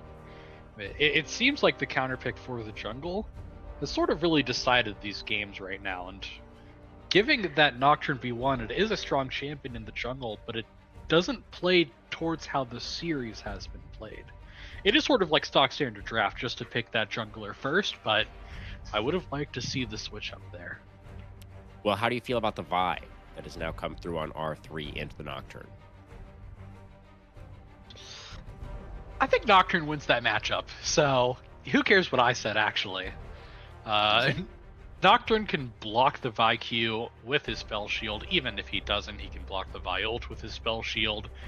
Vi never has a way to get out, so you get the free fear on your E as well. I like to call it Fear Fingers. I don't know the actual name. Fear Fingers is a much more fun name, though. I do like that. So you drop your Fear Fingers, Vi's engage is instantly nullified. But the reason you pick it here is not for the 1v1 matchup into the Nocturne, it's for the Orianna Vi combo. So you put the ball on the back of your Vi and get your Shockwave in their backline. As we're going to see the Cassante blind. R4 just for this top side. Again, Gwen, pretty good pick into tanks if we play it. I do like seeing 2 AP champs with a Jhin. I think it's insanely good if we play it here. I think you definitely want something that can create some pressure in the side lane, right? Something for your Nocturne to play around. Could be really good here for the top lane for Crimson King. You know, again, he's been he's like, we believe he's a substitute player on this roster, so they've mostly just had him on tank duty, but something a little bit spicier here. Could be the sauce. You know, put the Kennen down as well, you know? Put Cho'Gath down if we want to stay tank. Fun. Just something with a little bit of AP damage is what we need. Well, okay. It's not AP damage, but it is by far Cassante's worst matchup. So yeah, and you know what's better than AP damage? True damage. Yeah, all right. So we're spinning to winning in that top lane for Crimson King. And support counter pick actually going to come through again here on red side for Oren this time. And he's considering the Kench. Looking like it's going to be unbenched here, Pelly. We'll get to the Kench pick in a second, just in case you don't know why Garen is so potently strong into Cassante. Cassante cannot go all out into the matchup. He deletes his own health bar. It just lets Garen get his execute for free. And in lane, any long trades that Cassante can get, Garen just heals back up with his passive.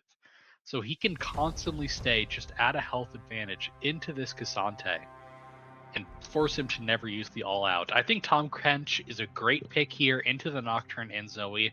If anyone ever gets slept on the side of Ember, Tom Kench just uses his ult, eats them up, gets them out. No Zoe damage to be dropped down.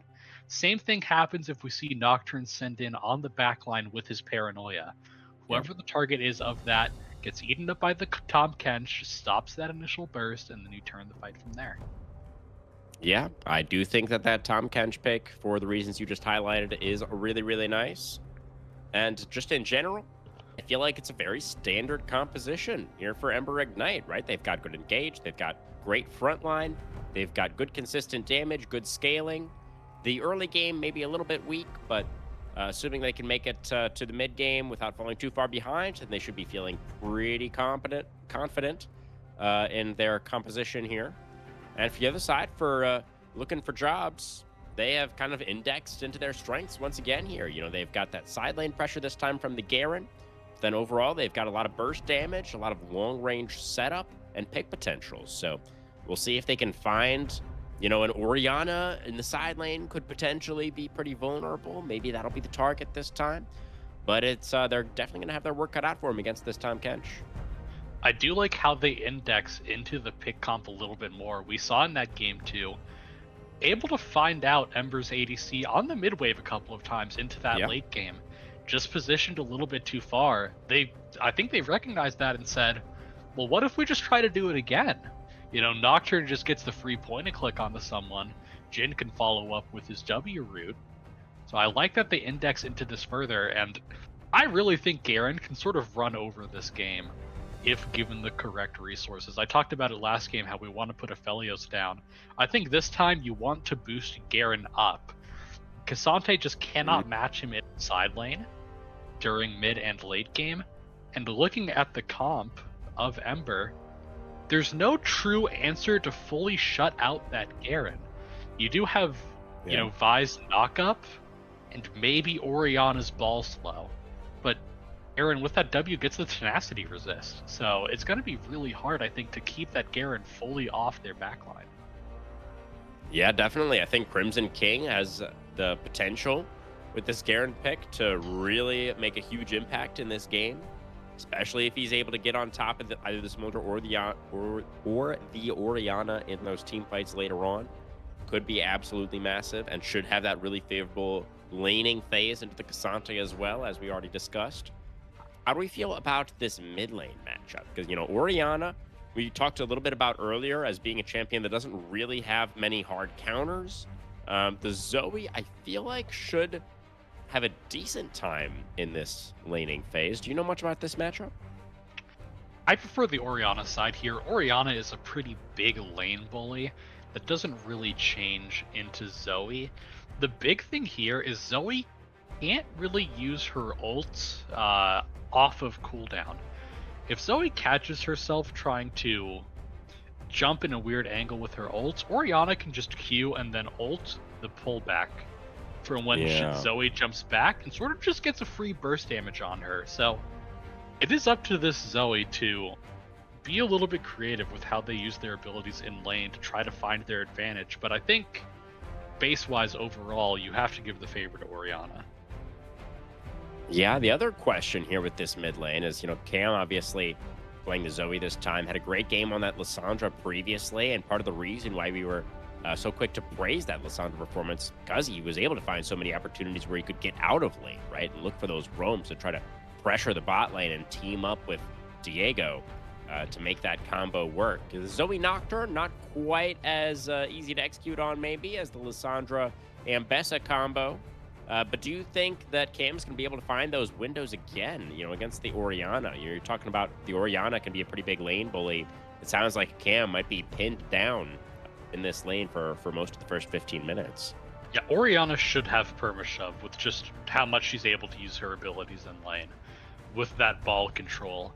I mean, Zoe can burst the lane out pretty well with her Q damage, but again, to get that full max damage on that Q, you sort of need to use your ults to find that extra range, to find that extra damage.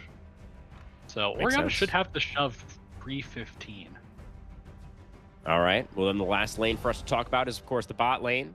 Jhin Nautilus versus the Smolder Kench. The Kench, we do feel like, is a really good answer here. Very strong against the Nautilus, kind of able to deny a lot of what the Nautilus wants to do. But the Smolder is, of course, very weak early on. Do you expect either side here to have any kind of consistent pressure, any kind of kill threat or priority in this 2v2? If we are looking at that angle, Jhin is definitely an early game ADC. You want to see him get early punishes on the enemy lane. The problem is you have a melee support into Smolder. Smolder is able to get pretty easy stacks Yeah. off from that Nautilus. I would have liked to see something like a Karma instead. Jhin Karma is a really good combo that they could have gone for. Fearless ban. Doesn't give Smolder. Karma was banned? Well, what do I know? It was played in game one. Oh, right. It was fearless played banned. game one. Yeah. I completely Yeah. forgot. Or other, just other poke enchanters of that sort Sure. as well. Could see Nami, could see Zyra if we're getting really fancy. Oh. But the problem with that melee support into Smolder is it's sort of just stack city for that Smolder. You never have to Yeah. interact with the lane if you don't want to, because you'll still be fine in the stack department because of that Nautilus.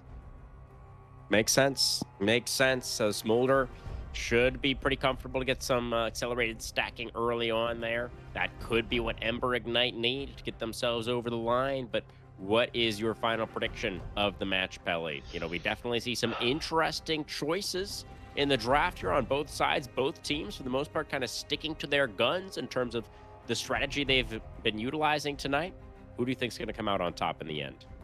I know it is the cop-out answer, but honestly, I think this can go either way. I think looking for Job is playing towards their success that they found in Game 2 with the picks in the mid and the side lane, and to follow up on that overall. But on the side of Ember, the Smolder and the Oriana scaling, how potent they can be in the late game, it is frightening. But, I mean, going off of how I think this series will go, if we continue to see the same mistakes from Ember that they did in Game 2, it should be a win for the blue side. All right. Yeah, looking for Jobs. Definitely playing with momentum after picking up that victory in game number 2, but a much more standard composition. Theoretically easier to execute for the side of Ember Ignite as they try to get themselves their second match win of the season. Don't go anywhere, guys. We'll be right back for the final game of the match.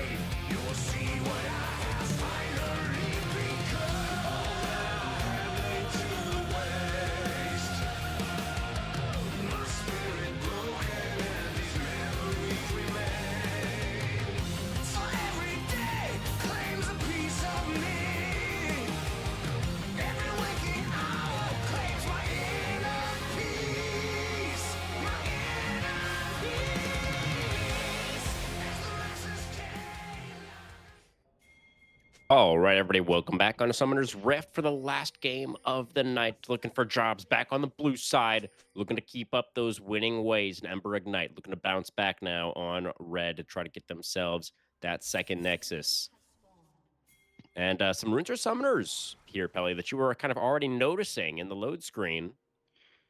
Yeah, Jin is Deathfire Grasp, and I can't imagine why he has done that.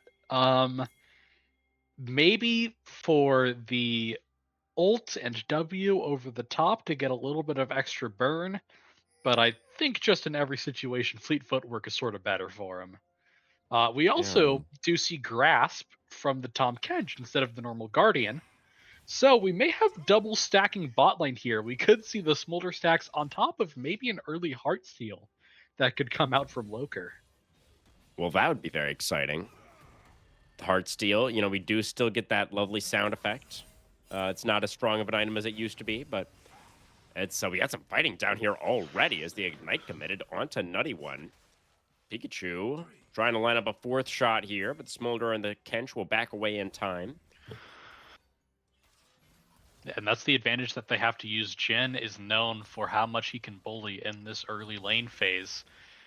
Gets that early shove for level 2, forces the Smolder under tower. And when you're forcing Smolder under tower, you're feeling pretty good because it makes it much harder for them to find consistent stacks with just tower Yeah. constantly taking down the minions. As they see, I don't know if he got a stack there. It's debatable, but I think he definitely got at losing least, farm under that tower. yeah, I'm pretty sure he stacked at least one of those casters. Just got another one off that melee. So Nutty One's doing an okay job, looks like, so far. As best as can be expected after the way the level 1 went. Ooh, Dredge line narrowly wide to the left there. But again, we see already this Garen sort of running the top side. We do see Aftershock Cassante instead of a normal Grasp. So I think just looking for a little bit of extra tankiness when he finds a Q3 or a W on the initial Garen burst with his QE combo, just to give This is himself a little bit interesting. more health in lane, as we do see an invade here from the Nocturne early. There's a ward down in this bush, and the smite Flash! steal there for Diego. The Vault Breaker going to come out in response, but now Love You could be in some trouble. Has to flash back over the wall, and now Loker trying to Abyssal dive. That shot from the Jin almost taking down the Tom Kench, but he will be able to get off the hook just in time. Dredge line is going to land. There's a Trouble Bubble over the wall. Flash away for the Smolder. The Paddle Star for the first blood. Damn, right on the money with that one. And that is going to be the Job Hunters looking for a little bit more as Diego flashes in. The flash away for Loker as the Tom Kench still surviving. But now it's the Vi trapped underneath this tower. Flashing in his camp, picks up the turret aggro, gets executed by the turret. And We're it's a fumbling. bit of a mess here in the end. Pikachu surviving on a sliver, and Love You will be allowed to survive. Always Love You should not have lived there. Cam could have just waited for the wave to shove in and for the tower aggro or the tower ramp to reset and pick up that extra kill. But overall, it's a really good play. We see them punish that early Smolder laning phase with that instant Zoe Realm. I was talking about Orianna should have that pressure early, but they find the early invade, and it sort of like dismantles that plan that you have in the early game. Normally, you think of Nocturne as a I want to farm till 6, not interact kind of jungler, but throwing in that early invade sort of messes up the plans, and we see just how well that worked. Yeah, I feel like that's one of the reasons why Nocturne has been higher priority recently is because players have kind of figured out that he's really not just that, right? Like he also is actually just a very strong skirmisher in the early game with the way the fear works, and you get the attack speed buff on your W, and you even have a little bit of sustain from the passive. Like he just wins a surprising number of 1v1s, and he has a very healthy clear as well. So using the skirmishing power of the Nocturne to go for that early invade, really put out as much pressure as possible onto Nutty, I think is really, really nice move as Mitch taking a big chunk there from Cam, who did find the Sleepy Trouble Bubble in the mid lane. I didn't see this until now either. We also have Deathfire Grasp from Mitch. Yeah, so we Seeing do. Phase Rush is gone. It was Oriana's favorite rune, and now we're trying to look for a replacement. I've seen the Storm Raider Surge. I've seen the Deathfire Grasp. Honestly, I don't know which one I like more. I do like playing Orianna as full burst personally, so I don't really use Deathfire Grasp, but Mm. I could see the Okay. argument for it. So we have an Diego may be in engage. some trouble. Does have the spell shield to immune that abyssal dive. The Nocturne is very, very low. The Snot Ball is not quite going to connect onto the Nocturne, though. Oren does have the Dredge line. Try to get back towards 80, but the Vault Breaker is going to connect onto the Nautilus, and there is the kill. Loker takes it. Tom Kench pick up his first kill of the game for the side of Ember Ignite. And the Dragon attempt going to be foiled there. It's an aggressive early Dragon look from Diego, who's lucky to survive. Sport kind of dying for his sins in that one. Good block by Loker there. Thank you, Loker. Yeah, we see the punish on the Drake. I don't think Diego took his first back yet. Sort of just a little bit greedy going for that Drake and properly punished by the side of Ember. But the kill did go over to your support in the Tom Kench. If you're rushing Heartsteel, it's pretty good. You got to get your stacks earlier, but you want to see your Smolder accelerated, not your Kench. So a little bit of an unfortunate play, but now Smolder does have that sheen, and that makes that lane a lot more playable in bot side. Makes your trading back into the Jhin and the Nautilus a lot more favorable towards your side, especially because this Jhin only has boots and a dagger. Yeah, for sure. Although he's going back to base now, so he's going to have a little bit more to work with here in a moment. It'll be the Got a great Great cloak. Cloak and another dagger. Are we going? Is that Stormrazor build? I think so. We're not going Stormrazor lethality first, that's with for sure. attack speed? Definitely not lethality. If it's rapid fire cannon first, we're going to be very sad. We are playing Tickle Me Jhin if it's rapid fire cannon first. Yeah, hopefully not that. Anything but that. I don't know. I want to We'll say see it what could it be builds Stormrazor. into. Yeah, I think you could be right. I like Stormrazor as a first item on Jhin. I'm not a fan of the Yon Moose first item. As we see a Zoe sleep, does And miss. Bubble just kind of flying across the lane there. Loker not going to be hit by that one. Yeah, I do not like early lethality from Jhin, especially when you only have one AP threat, because it just makes that armor stacking even better.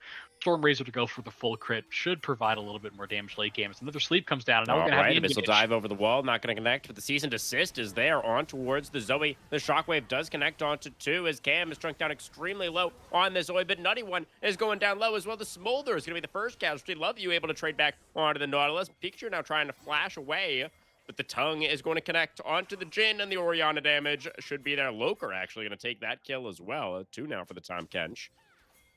As Cam did barely manage to survive there, as did Diego. Their bot lane was taken out. It looks like control of the river now is going to go over towards Ember Ignite. They are going to look for their first objective. So Diego we saw with Flash. Surely he There's no wouldn't way we do go this, for right? Yeah. Okay.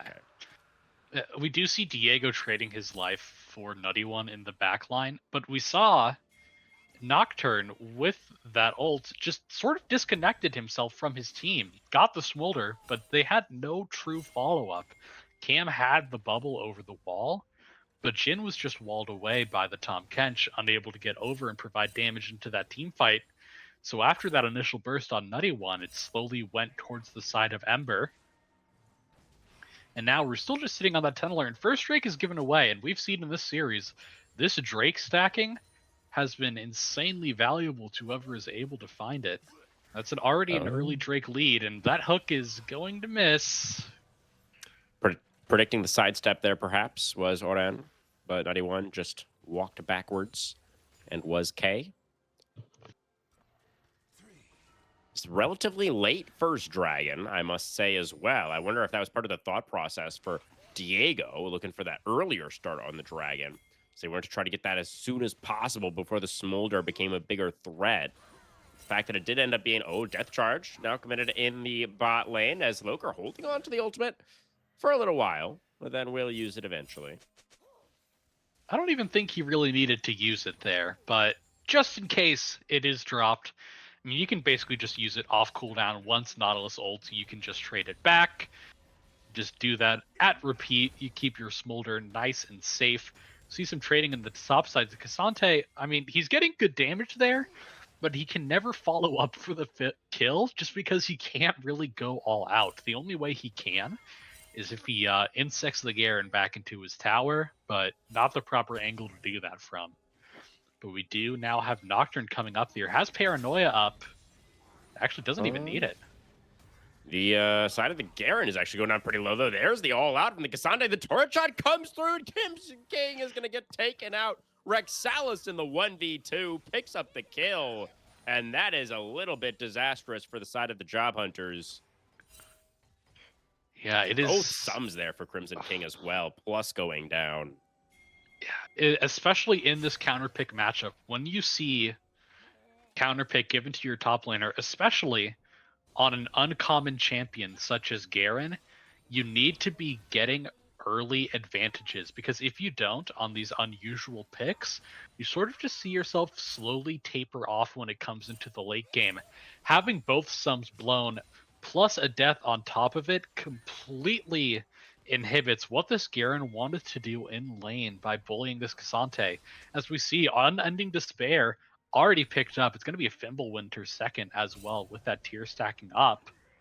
And Garen not even at his first item yet, so all of the pressure you wanted in this lane is just cut down. Yeah, it is pretty close game overall still in terms of golds. We have a Chemtech Dragon second. That's less than 2 minutes away. Grubs were taken by Diego at one point or another. All three of them going over to Diego again in this one. And, obviously this is, or potentially this is maybe the best Grub game out of the three, with that Garen really wanting to be that side lane threat. Garen is the one with that true grub angle on the side lane, but now that he's behind, it's going to take him a little while longer before we see that dream come to fruition. As we do have Drake coming back up in just 1 minute, we immediately see the resets coming in from the blue side, going to try to start getting those wards back towards the Drake. And you want to be seeing a Drake being taken here, especially with the early game prowess of that Jhin. Pretty much everybody with their first item completed at this point, but a couple of notable exceptions being Pikachu's Jhin and Mitch's Orianna, both prioritizing the boots completion, as well as Crimson King on the Garen, as we discussed previously. We'll see if either side is going to be a little bit more hesitant. Just now, we see a reset coming out from Love You. That is cutting it pretty close, but should be able to get back towards the river right as the objective does spawn. This is going to give the chance for Diego to move into the Banana Brush, clear out that control ward. Establish a little bit of control over the area for the Job Hunters. Yeah, we do see the reset come out from Always Love You, but it was disconnected from the rest of his team. Everyone else was still on the map when he went back, so it means they couldn't push for any vision control, and now Nocturne just has that free angle. We're trying to find a little bit of poke on the bot side, keep as many wards up as we can. But Nocturne is absolutely stalking this river right now with the Paranoia up. He's going to face the Vi, though. Breaker is going to come through. Spell Shield wasted for Diego. The Fear Fingers do come out there. That's going to push Love You away temporarily. But now the flash back in for the Vi. The Paranoia comes out in response from Diego. The Nocturne flashing back into the enemy jungle. Love You on the chase. Gonna have another Vault Breaker available pretty soon here. Diego gonna have another Spell Shield. The Fear Fingers are back, but the Spell Shield does not block the knockback. And that is gonna be the follow-up from Mitch to get the kill number 1 for the Orianna. And that is the jungler down for the Job Hunters. Should be dragging number 2 over to Ember Ignite. I don't think we're done. I think bot lane's getting a little scrappy as well again. Yeah, could be. We also have Cam on the roam right now on this Zoe. Mitch is a little bit slow to follow up on this, as that dredge line not quite going to land onto Nutty One. And it looks like the contest over the Dragon's not going to come through in the end. It will indeed be the dissipation of the fight for now. So gold lead up to 1,000. 2 Dragons in pocket for Ember Ignite with this easier to execute composition. So going back to what we talked about in draft, Nocturne, I think, has a favorable matchup into the Vi because of how much that Spell Shield can provide. The problem is, we're just spell shielding late. We're not using our spell shield at the correct time. We use it after the Q was already used. There's nothing to spell shield at that time. If we want to wait after the Q is used, you just use it once you see the ult being channeled. We didn't do that either. And it's just a full punish by Always Love You. Really easy for him, but now he may be caught in River. Vault Breaker on Crimson King this time. Rexalis was on the way, and so the Garen is not going to be able to stick around there. Herald is up. Nobody looking for that one just yet. Both supports are on that top side of the map for a potential Herald fight. And it could still be brewing. Teleport back out into the mid lane for Cam. I am a genius. It is Tom Kench with that Heartsteel first item. You love to see it. I mean, once he got those 2 early kills, kind of felt like he had to go for it, right? And Mom comes down to the bot lane. Pikachu in trouble. The flash for the Snot Ball and the flash away for the Jhin. Kern Call opening up now. Nutty one hit by that second shot. The third one's going to miss, and the fourth one connects, but it's just barely not enough damage. Barrier utilized there by the Smolder as well to survive. So that's a trade of both summoners and ults from between the AD carries. Loker going to go for the Devour to protect Love You while the Herald is taken by Diego. I mean, it's a pretty... I like the angle from Nutty One that he tried to find there. Knew that with Mom called down would have enough damage. The problem is the Mom just barely missed, and uh-oh. Vi's coming behind you. Yeah, Pikachu, you gotta get out of here. So it's just a dead Pikachu. The Pikachu is wiped out. Needs to go to a Poke Center to get that health bar back. It's a good play by Mitch, by the way, in the mid there to use the Orianna ult to wall off the Nocturne, so we actually didn't die to the Paranoia. Does have to walk back. We'll miss a couple of minions, but Loker's here to cover for now. And Vi's coming up as well. Tom Kench is going to go to sleep. Goes for the Abyssal Dive, but it looks like the Zoe is going to be fine. Yeah, she picked up the flash from Mitch from that mid play, so just had an extra flash to get out of there. And now, once again, 2 minutes up until that Drake. Looking at the items right now, it doesn't look like anyone's super close to their second item, Power Spike. And this Drake is just going to be played on first items again. And right now, it's favoring the side of Ember. We are going to drop Herald in bot lane, though. We're going to try to crack this bot lane tier 1. Give that Jhin a little bit more gold. It should get the charge, but tower won't die here. Yeah, and we do have Loker back now to help defend that last plate on the turret. We do see Love You is currently on the opposite side of the map, so he's looking to clear down. The timing should be pretty good for the dragon spawn here. Diego's not really looking to press too hard. Not looking for a dive on this turret right now or anything like that. If we could before this night... Oh, that's asleep. Orianna's going to be chunked here. Yeah, half her health is gone. Have fun. There's the Paranoia in the bot lane as they do try to look for the play onto the Smolder, but the Devour comes out to keep 91 alive. Mom comes down for a ton of return damage. The Curtain Call is going to be opened up, and Loker has to try to dodge these bullets. The third one blocked by Nutty, or the fourth one, I should say, is the Vault Breaker now from Love You, who has made his way down into this bot lane. Or ran with the Dredge lane to try to get away, but it's going to be the Q from Nutty One. Stacks up that Nautilus. Q into the Cease and Desist. A deep commitment here from Love You. The Fear Fingers do come out, but the health bars are too low, and the triple kill goes over. Nutty One picking up so much gold there. That is massive for the side of Ember Ignite. If we see the value of the Tom Kench in action, Paranoia comes into the bot lane and immediately just eaten away. Nutty One completely dodging all the damage because of Loker. And then it's a beautiful turn afterwards. Finds the kill on the overextended Nautilus and then Always Love You with the flash ult onto the Jhin. That picks up a triple kill for the Smolder. I was going to ask to look at the stacks, but I know he's around 125 because we see that Arch coming in now off the end of his Q. It does mean he's a little bit slow on stacking. You would like to see 100 per 10 is the magical number. We just hit around 125. So we are a bit behind, but now we have a triple kill in our back pocket. And that is going to be that cleaver upgraded. So if you do not know, the Deathfire Touch and the cleaver combo, if you auto Q as Smolder, Deathfire Touch will also proc Black Cleaver's passive of the Armor Shred. So if you Crazy. auto and Q, you will get the full Armor Shred that Black Cleaver will value you Oh my god. immediately. That is so gross.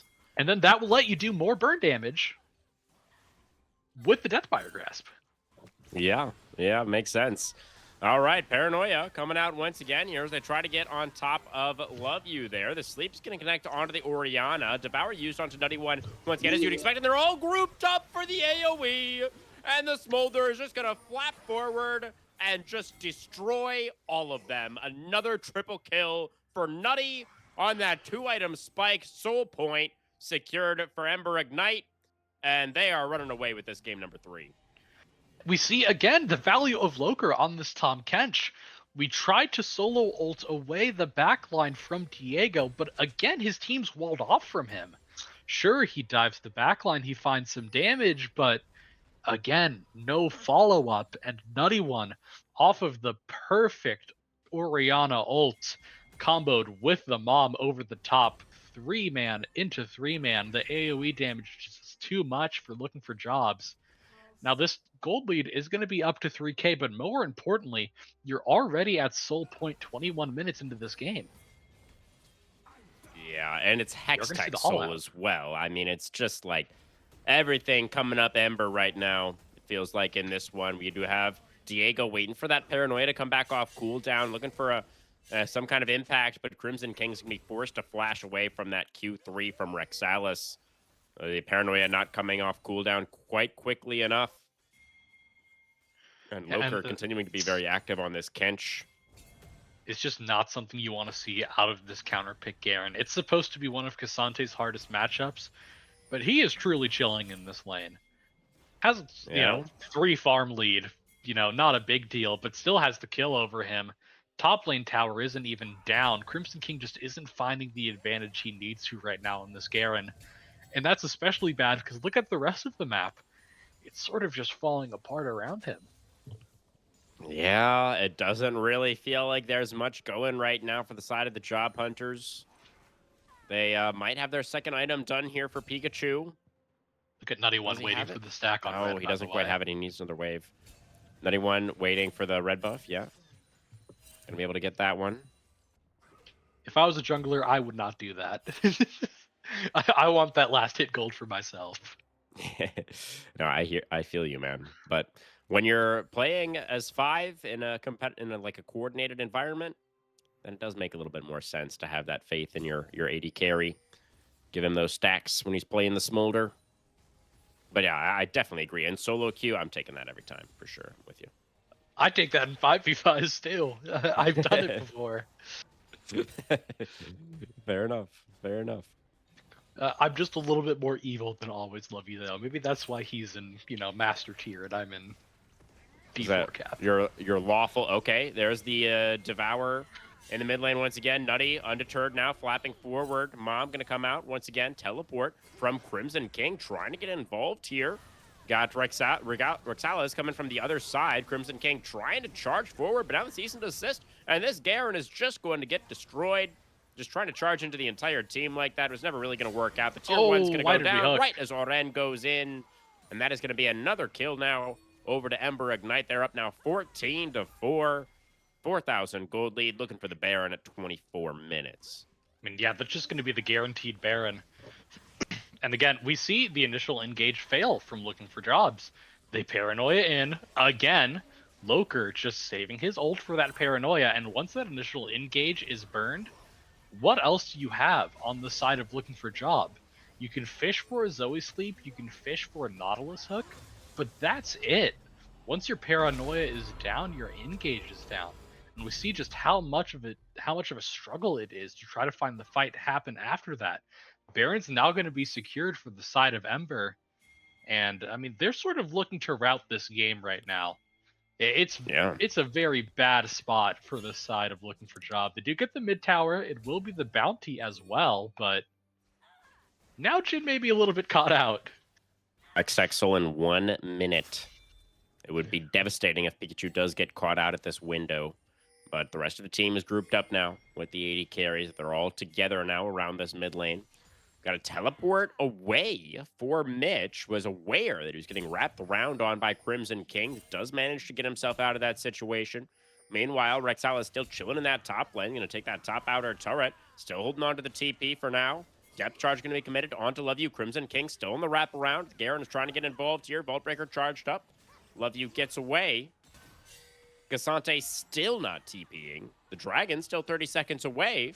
And so Rexalis is like, guys, I'm just getting damage on this top inner turret for free right now. Just hang out. Don't commit to the fight just yet. I'm got the Baron buff. I'm doing some work over here. Dragon still 15 seconds until spawn. Cam's going to go to answer, but the Zoe does not have the teleport. So now it would have to be a 4v5 for the Job Hunters. Try to deny the Hextech Soul. You want to set up Crimson King on this flank, but it's fully warded from the side of Ember right now. And, I mean, Crimson King has no angle. It's going to be the TP on top from the Cassante now. Going to come in with his shield. Cassante. Yeah, that huge shield, really, really tough for this burst-heavy composition to deal with. Rexalis just charging forward, trying to mark the Nocturne. Diego can always get in with the Paranoia, though, as long as he can get vision. He launches himself into the fight. Diego going very, very deep, though. Where is the Smolder? He's devoured currently by the Tom Kench. Loker is keeping Nutty One alive. Once again, the bubble though does connect, but the Nautilus and the Jhin have already been taken down. Finally, they do manage to take out Nutty One, but it took everybody to kill him. And it's only Cam left now. Is the Zoe going to get flash queued by Love You? It is going to be the 5-for-1 fight plus the Hextech Soul. And they still even have Baron for 30 more seconds for the side of Ember Ignite. They just have everything. This is looking like the most one-sided game of the night by far, Pelly. All right, guys, we did it. We killed Smolder. And then we hit tab and 4 of us are dead. At least you killed Smolder, I guess, but it is just looking dire for the side of looking for jobs. They're going to lose that bot lane tier 1, probably lose tier 2 here as well, at least giving up a lot of plates. I mean, there's not much more to say than, I mean, Ember has just been performing this game perfectly. They have not made any major mistakes. They are playing around their win con, I mean, as best as they can. It's sort of just a hands diff right now. Yeah, the gameplay has been really nice for sure, but honestly, I do want to give a lot of credit to their drafting. We saw both times that this team was on red side. You remember in game number 1, it was the Jace that they took on R5 that ended up being really potent. And then here in game 3, they got this R5 Tom Kench that really feels like it's just denying everything that the Job Hunters wanted to do in this game. Now, if you're on Job Hunters, the question is, what do we do to get back into this game? What can we find? And the easiest thing you can do is to just try and stack a side lane and force a shutdown kill on someone. The problem is, I think Ember knows that, and they're all playing grouped. We're going to see Garen on the bot side maybe try to crack a tower instead to get some shutdown gold. But the big play you can do right now is try to find someone Pikachu? He's on the wrong side of the map right now. That's not your Nexus, Pikachu. All right. Well, I don't even know how he got there. I think Pikachu hurt itself in its confusion in that situation. I think he just imagined he was on the winning team, which I get. I like to do that too sometimes. Yeah, fair enough. Crimson King is doing some work on that bot inhibitor turret right now, so the Garen is kind of pressuring the side lane. It's going to force Mitch to answer. Does get the towers. But it is going to be traded for the mid-inner. Crimson King, doing his job here in the side lane. I mean, I think that's really just what you have to commit to at this point for looking for jobs. They have to play on sides. They have no chance in the 5v5, as we've seen time and time again in this game. That's incredibly worth for Crimson King right there. He got tier 2 bot, tier 3 bot, and he got the objective shutdowns on top of it. It's a huge influx in gold into him. Basically evens himself up with the Cassante now. And it's going to make his side laning even more potent. Yeah, as we see with the gold flashed on screen, with Cassante in this gold, he's the only one Oh, even on his team they is found now Pikachu again. The cease Pikachu. and desist is going to come out. Mom comes down. We did see Diego trying to go in there to cover for the retreat of his AD carry, but it just was never going to work out. 2 quick kills over to Ember Ignite with the Baron spawning in 10 seconds, Pelly. That is likely the death knell, the final nail in the coffin. I have to imagine it's just I mean, I Nautilus think and they a could just Zoe end here here to if try they to defend choose. this mid inhibitor turret. In goes Loker with the Abyssal Dive. Trouble Bubble will not connect. Inhibitor turret going to be taken down. Crimson King off angle. Can't defend the inhib. Yeah, that just will drop, and now we're just gonna walk back to Baron. I mean, it is here's the play as looking for job to get Uh-huh. back into this game. Yeah. Please, yeah. Uh Loker's PC explodes. Ah, okay. They do the 15-minute pause. He Yeah. can't come back. It's a Uh-huh. 4v5. Okay. Well, we'll see if they're going to be able to enact that plan. You sure made it sound pretty easy. Yeah, you just have to explode his computer. Yeah. Just use your telepathic powers to use your the force of will. You just use Syndra's ability IRL to destroy the PC, and then easy win. Crimson King in trouble here in the side lane. Vault Breaker. Is it going to land? The flash away. The Q not quite enough distance because Garen is very fast. Cease and desist, though, is going to be able to catch up to that Garen. And another knockback from the Q. Really is so fast, but another slow there from the Hextech Soul. And that is going to be it for the King. He is going to be dethroned as Mitch picks up kill number 3. Goose Egg in the death column. Really nice Oriana performance there in the mid lane.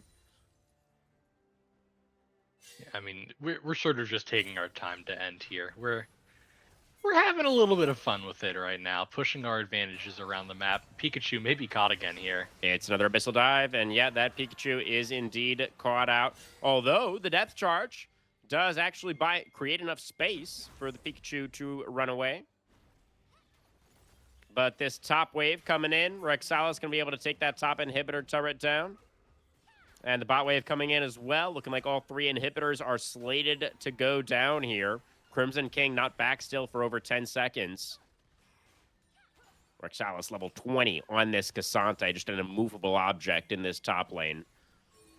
So the inhibitors explode. The Nexus turrets, now all that stands between Ember Ignite and their 2-1 victory. Diego with the Hail Mary paranoia to try to get on top of that backline one more time, but it was just never going to work out. As the kills start to come through, Crimson King gets one onto Loker, and that is going to be all that the Job Hunters will find as their Nexus does get taken down 28-6. An absolute destruction here in game number 3 as Ember Ignite find their second match win of the season. I mean, it really just was the perfect game from Ember Ignite. I mean, nothing they did really went wrong. They had full control over this game. And, the Smolder's numbers look fancy, that 12, 3, and 10.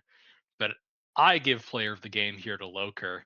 I don't think any of that is able to happen without that Tom Kench on that R5 support pick, just defending his whole team from that dive. Yeah, I would have to agree. I think Loker was the most impactful player in this game for Ember Ignite, although all of them definitely, I think, performed very well in this game. I think they all did their job very nicely. Rexalis outplaying in the 1v2, just sort of being completely fine in that sort of tricky matchup against the Garen. Love you with some great setups on the Vi. Mitch with some great shockwaves. Nutty One obviously doing the heavy lifting in terms of the damage. But yeah, Loker, I think, really was kind of the star of the show. Made it all possible on this Tom Kench. Really well picked and well played. So the battle of 1-0 teams ends with Ember going up to 2-0. Looking for work is going to drop down to 1-1 now. Yeah. So have to look to bounce back next week and Ember continue their streak. I coming into this series, one of them was 2-1 in game score. So one of them's, I think, looking for I work maybe believe even now. I believe that was Looking for Jobs, who had dropped one game last week as Yeah, well. so Yeah, looking they for jobs are now going to be 3-3 in total game record right. That's right. Yeah. And Ember with a Ignite, 4-1. 1-1. Yeah, I mean, Yeah. just perfect game from Ember. Not much else to say. Definitely, definitely. I will say that I'm very excited to see both of these teams how they perform as we move forward further on in the season. Are you going to be a regular here along with me, Pelly? Is that the plan? I may pop in a couple of times. I believe you will get your normal master caster Okay, back next week, but if anyone does disappear, I am always around to hop in. got it, got it. Well, yeah, it's okay. Sounds good. Sounds good. Yes, we have Cherry back for next week. But yeah, I mean, I'm really excited to see both of these teams moving forward for the rest of the season. I think it's really cool how the Looking for Jobs squad kind of have their own unique style, their own strategy in terms of the meta. And they clearly are very good at that strategy. You know, I really liked kind of what they were going for tonight. They really weren't able to get much going here in this game number three, but it's a very interesting and fun team to watch for sure. And Ember Ignite looking really solid, you know, at in this game number three, obviously. So looking high expectations for them as well. Do you have any other final thoughts, Pelly? Anything else you wanted to mention? No, just looking forward to both of these teams coming into the later half of the season. See if anyone can pick apart Ember's drafts, and for looking for jobs, continue their unorthodox style of play. You know, it worked well in that game too, but just clean it up a little bit more for those future games coming in. Absolutely, absolutely. I assume we are going to have some more games happening in another league tomorrow night. Pop Tart, do you know what's happening? Emeralds Emerald tomorrow. tomorrow night, of course, Tuesday night. So I think my man Storm should be on for that one. Be sure you tune in for Emerald tomorrow night, guys. From us here, that is going to do it for this evening. We'll see you next week for week number three of Masters. Have a great night. Have a great week. See you then.